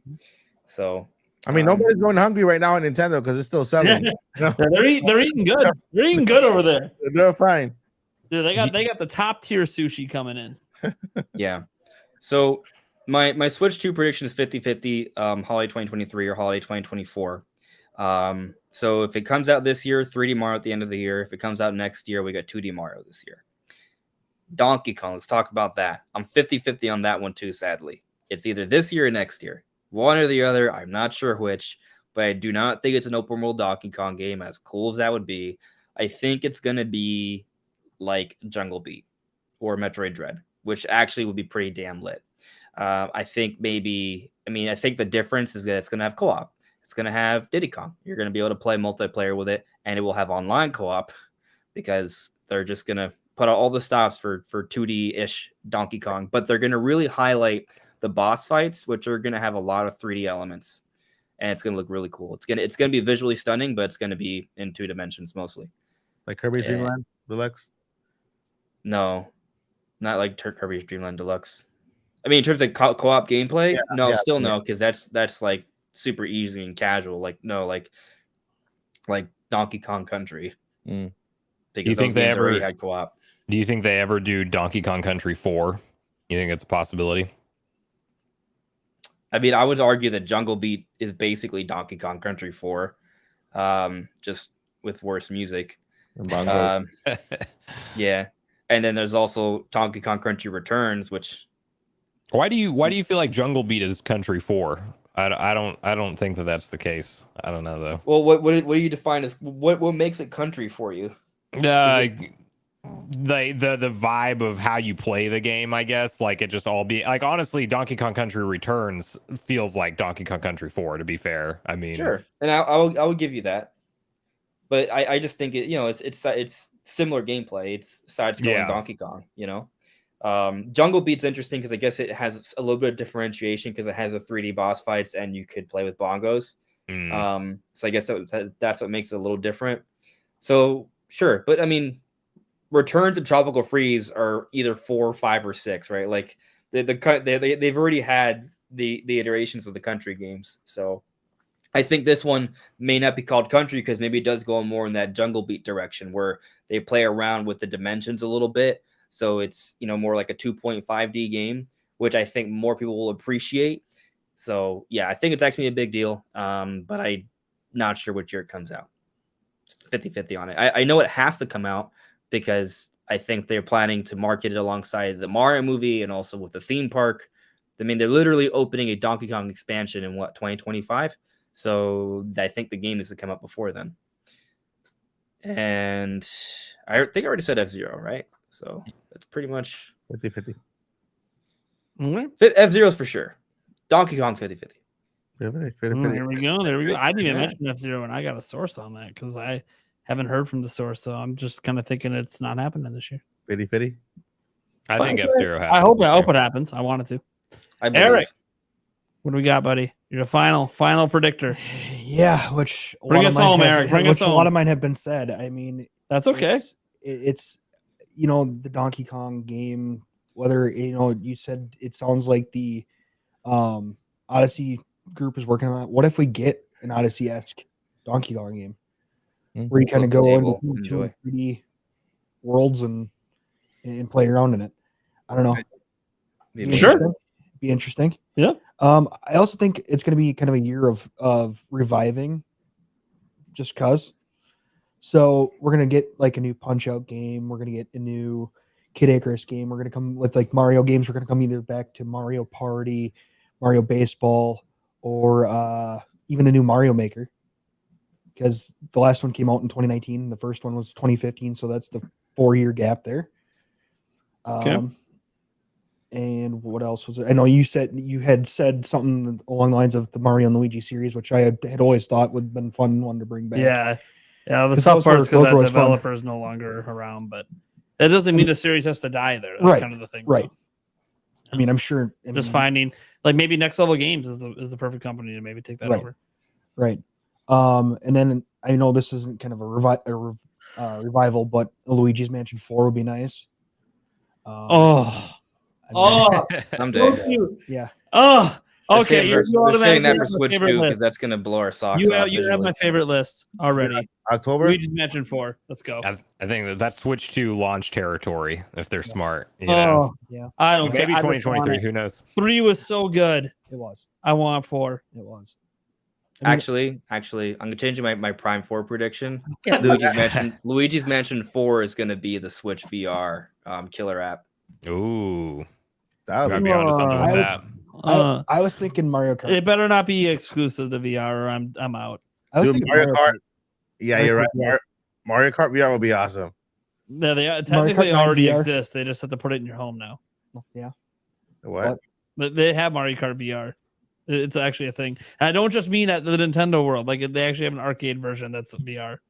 Oh, So it okay. already exists. They just don't have it in our home to play. Okay.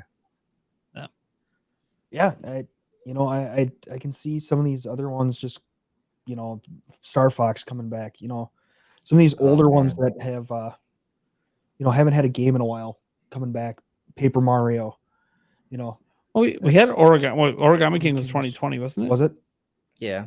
Yeah. Okay. So I mean, that's not Well, like I a ton of mean- years, but Sure. It's not going to take them that long to make one. I mean, during the pandemic, but still, it's Mario.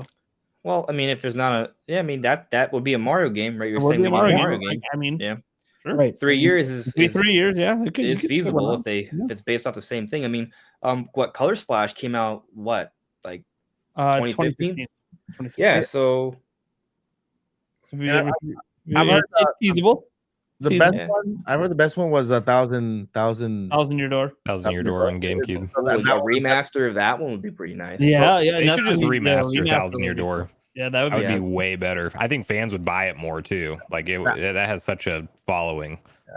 I'm actually looking for a GameCube just so that I can play that game. Color Splash came out October 2016, by the way. So Yeah. It was they followed the it up. final exclusive game on Wii U. Just buy a Wii, Mike, and then that way you can buy a Wii, and then They you have can it play on- GameCube also. It's on Wii. Well, no, but that you can the Wii is Oh, that's the right. GameCube Yeah, that's also. right. Yeah, you play But then, GameCube. but then the game is very expensive. Though. Well, the game itself is going to be expensive. Yeah, you don't know much about that. yeah. Those aftermarket prices on those games. Like, I have a Wii and a Wii U, so the Wii is compatible with GameCube. So Yeah. I- Yeah, just pop it in, but you got to buy that $120 disc on eBay. So that's the. Yeah. I'll just wait for it to come on Nintendo Online.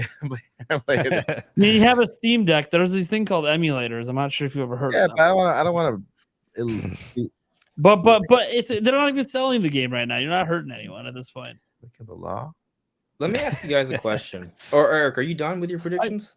one other one that I could possibly see, just kind of as one of those Pokemon games, is Let's Go Gold and Silver. Okay.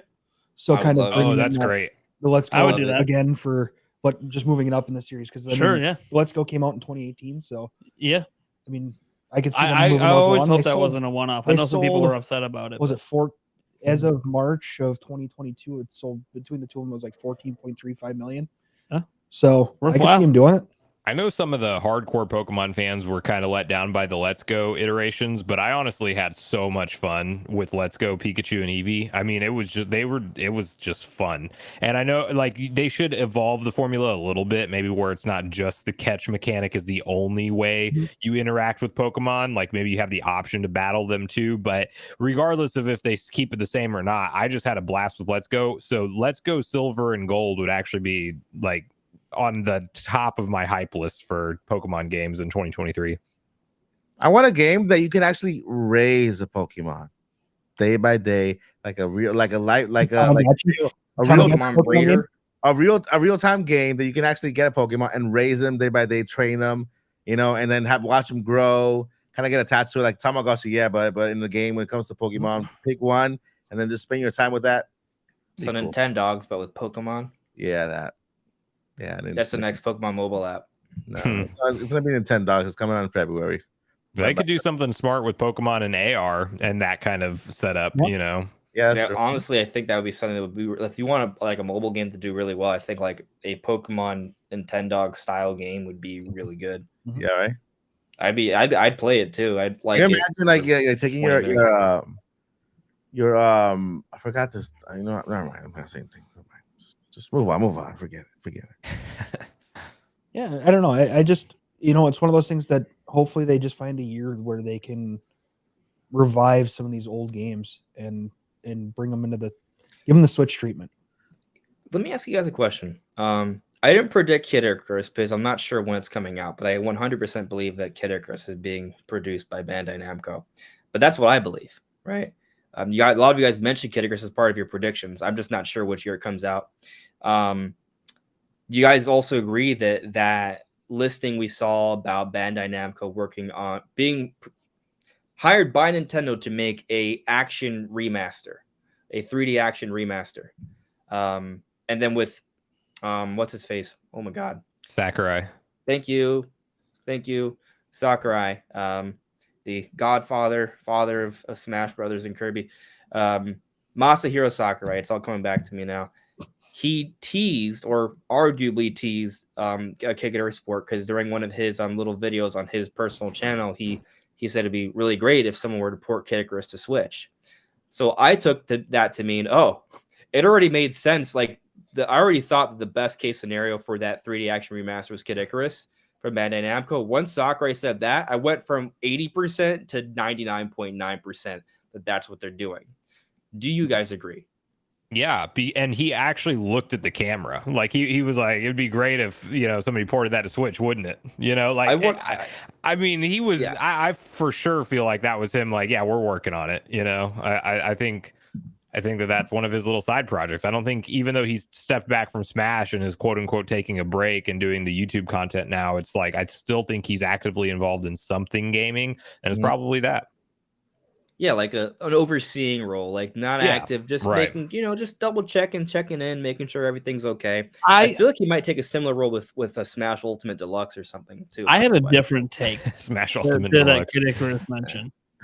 I took it as he's already asked Nintendo to remake it, and they said no. That was his little nudge. So he's like, I'm gonna give a public nudge because I don't work for you right now. I don't. Point. It could. I don't work for you right now. I'm semi-retired at the moment, so you wouldn't do it, and maybe I wouldn't be retired right now if you would do it. So, just throws it out there to try to give like a little public encouragement, to see if fans will start pestering Nintendo a little bit about Kid Icarus Uprising. Let's do it. Let's pester Nintendo. But again, I mean, I have no idea, obviously, because a lot of my theory behind that is that Sakurai doesn't have the same relationship with Furukawa he did with Iwata.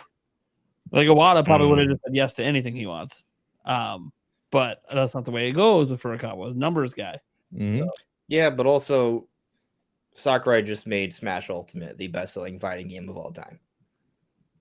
Mm-hmm. Depends on how much that they attribute that to him versus Bandai Namco, because Bandai Namco was the development team, Sakurai was the director. I do not think that. I know that Sakurai likes to take a lot of credit for it, and I'm not discrediting Sakurai. No, I know you're not. But you're suggesting that others may, and I don't think that.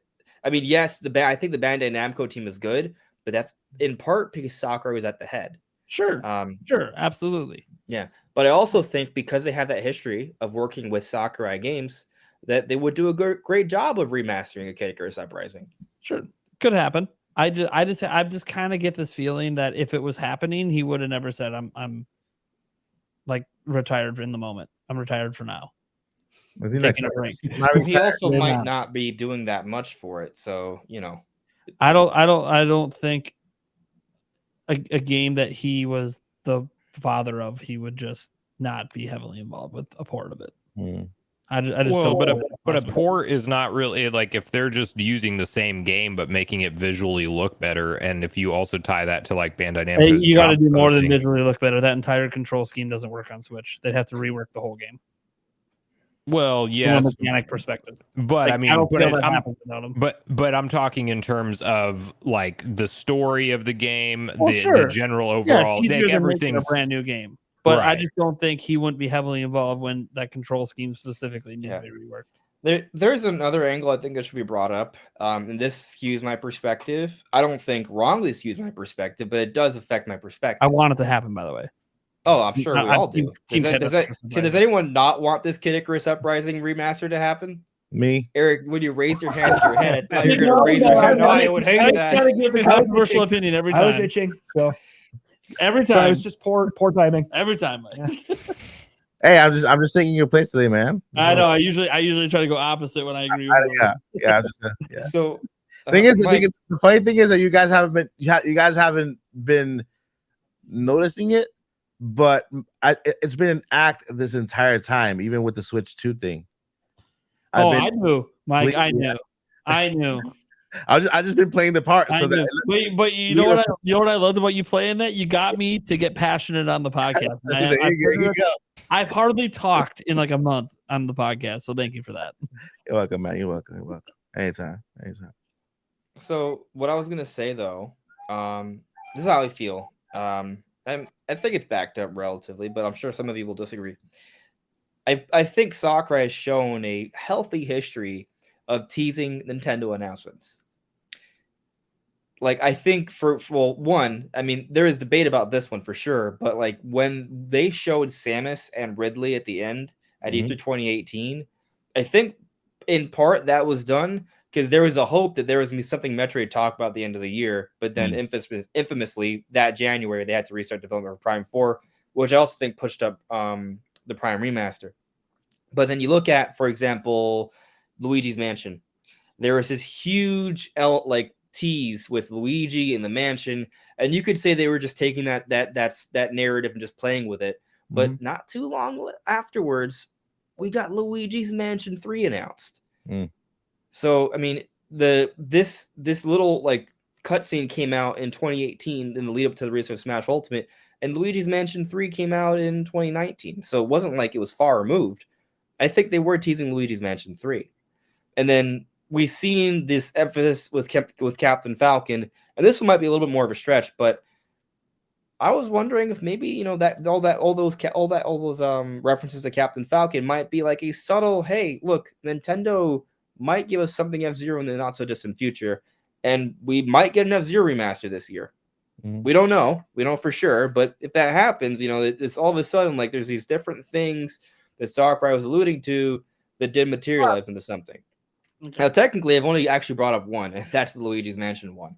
But that's just with Smash Ultimate. I feel that he likes to kind of give us little nuggets. He has a very playful personality. He's a core gamer, and he kind of sees more on our level than other developers. So when he makes this sort of reference, not even a reference, just straight up say, wouldn't it be nice if there was a Switch 2 port? Like, I think it was for a reason. Yeah.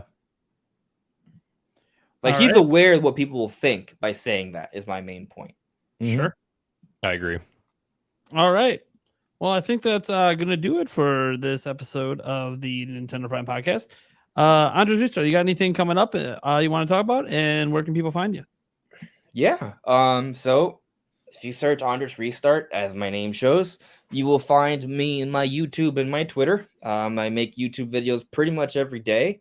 I just came out with a video talking about the potential gameplay details that may have been leaked about Mario Odyssey based off all that email stuff. So you can check that out. That just came out tonight.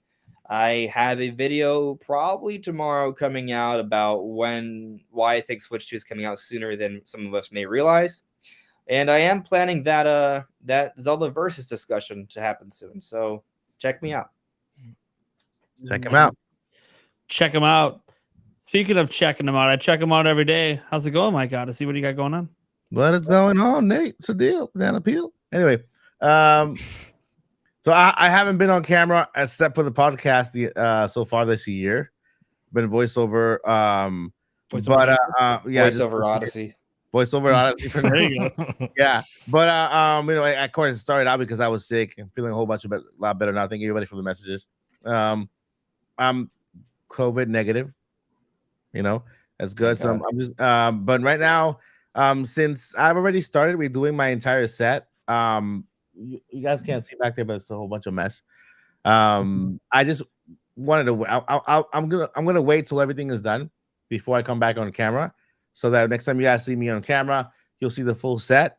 This year you'll see a lot of products. I have a brand new partner of the channel. It is NXY something. Can't remember the name. but they just released a Nintendo GameCube controller that's going viral everywhere. Oh, that one. Oh, Okay. man. Yeah. So they became partners with the channel recently. So they're sending me a whole bunch of controllers, cases, and everything.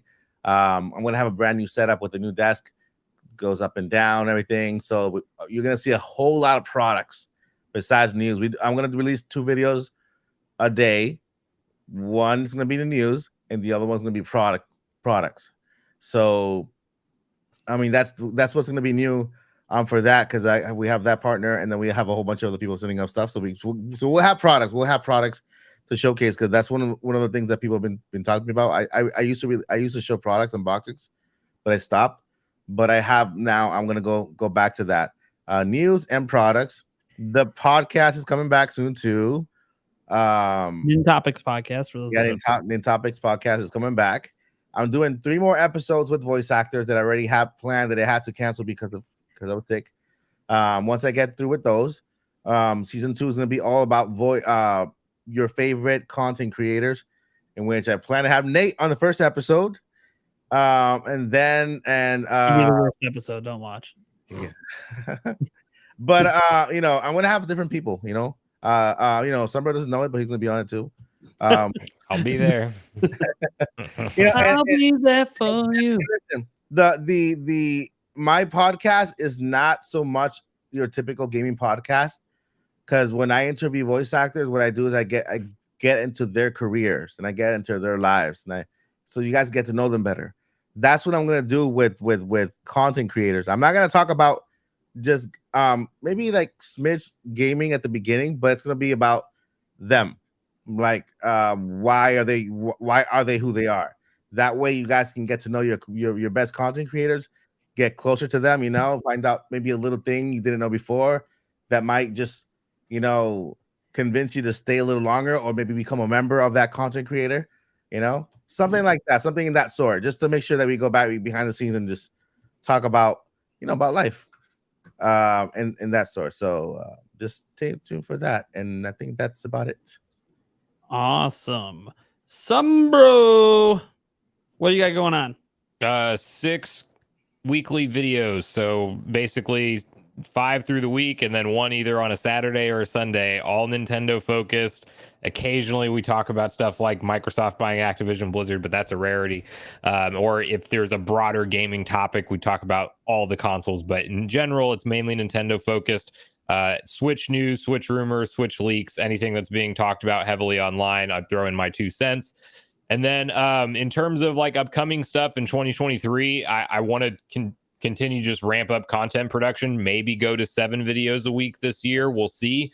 And then also focus more on some short form content and live streams, but never taking away from the main videos. So we'll flesh out the rest of that as my schedule allows. But I'm grateful to be on the podcast, and thanks again, Nate, and everybody for having me here. And you guys check me out, Sunbro Nation, on everything. YouTube, I'm most active on Twitter besides YouTube. If you want to follow me on another social media platform, that is the one to reach me at. Very rarely check anything else, but I do have a Instagram and Facebook as well. So can confirm Twitter's how I get them on the show. So. That's correct. All right, and then we have this lug here. You can follow him on Twitter at emo8790. But the reason I brought Eric to the forefront here is because next week's episode is changing a little bit, guys. We are not going to be live at 8 p.m. We're going to be live at noon Central Time instead, because we have special guests coming on, Kit and Krista. Wow. From the Kit and Krista podcast. They also, as you guys know, former Nintendo employees for over a decade. They're going to be coming on the show live, and so I kind of adjusted things to fit into their schedule. So we're going to have them on literally like almost right up until the Xbox event starts. It's like I got back-to-back streams happening that day. So that's what I have coming up. Andres Restart will be there as well. So will Eric. Mike, unfortunately, won't be. I don't know if I'm going to have anyone else on yet. I'm still sorting through. But that's going to be a very interesting episode. We'll see how it goes, because I'm trying to treat it like it's just a normal episode, and they're just here to talk games. Yeah. But I have so many questions.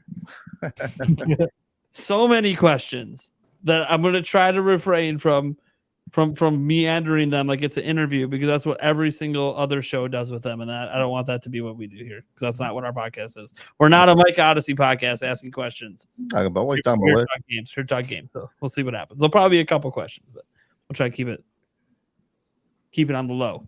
We'll see what happens.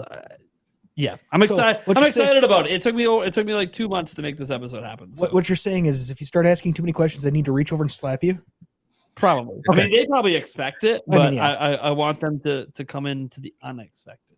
So clear up. They actually care what they think about video games. So it'll be live, right? It'll be live, It'll be a live show, and this is the first ever live podcast they've done. They don't do lives on theirs. They haven't been on any other podcast live, so they're really excited because they've never done a live podcast. Okay. So considering that you've now officially said this live, am I allowed to bring it up? Yes. Yeah, man. Like as in market it. I want to bring it up. Yeah, I was waiting until this episode to announce it. So okay, promote. I'm gonna hype it up. Yeah, because I'm gonna be getting promotions out for it soon too. I got some emails with them behind the scenes. Just I'm not gonna be in it, and I'm gonna announce it on my channel. So get people over here. Awesome. Yeah, I'm pretty excited about it. I don't know how many other like bigger guests we'll have like this throughout the year, but you start somewhere. Hey, you have us. What's about? Yeah, you guys are the biggest. To be honest. To be honest, like this is the OG 6-pack minus HMK. I have an XL chair. Pipe. I have an XL chair. Okay, XL. Hey, I do too, but it's E-Wing Racing XL Code Odyssey. Code Nintendo Prime.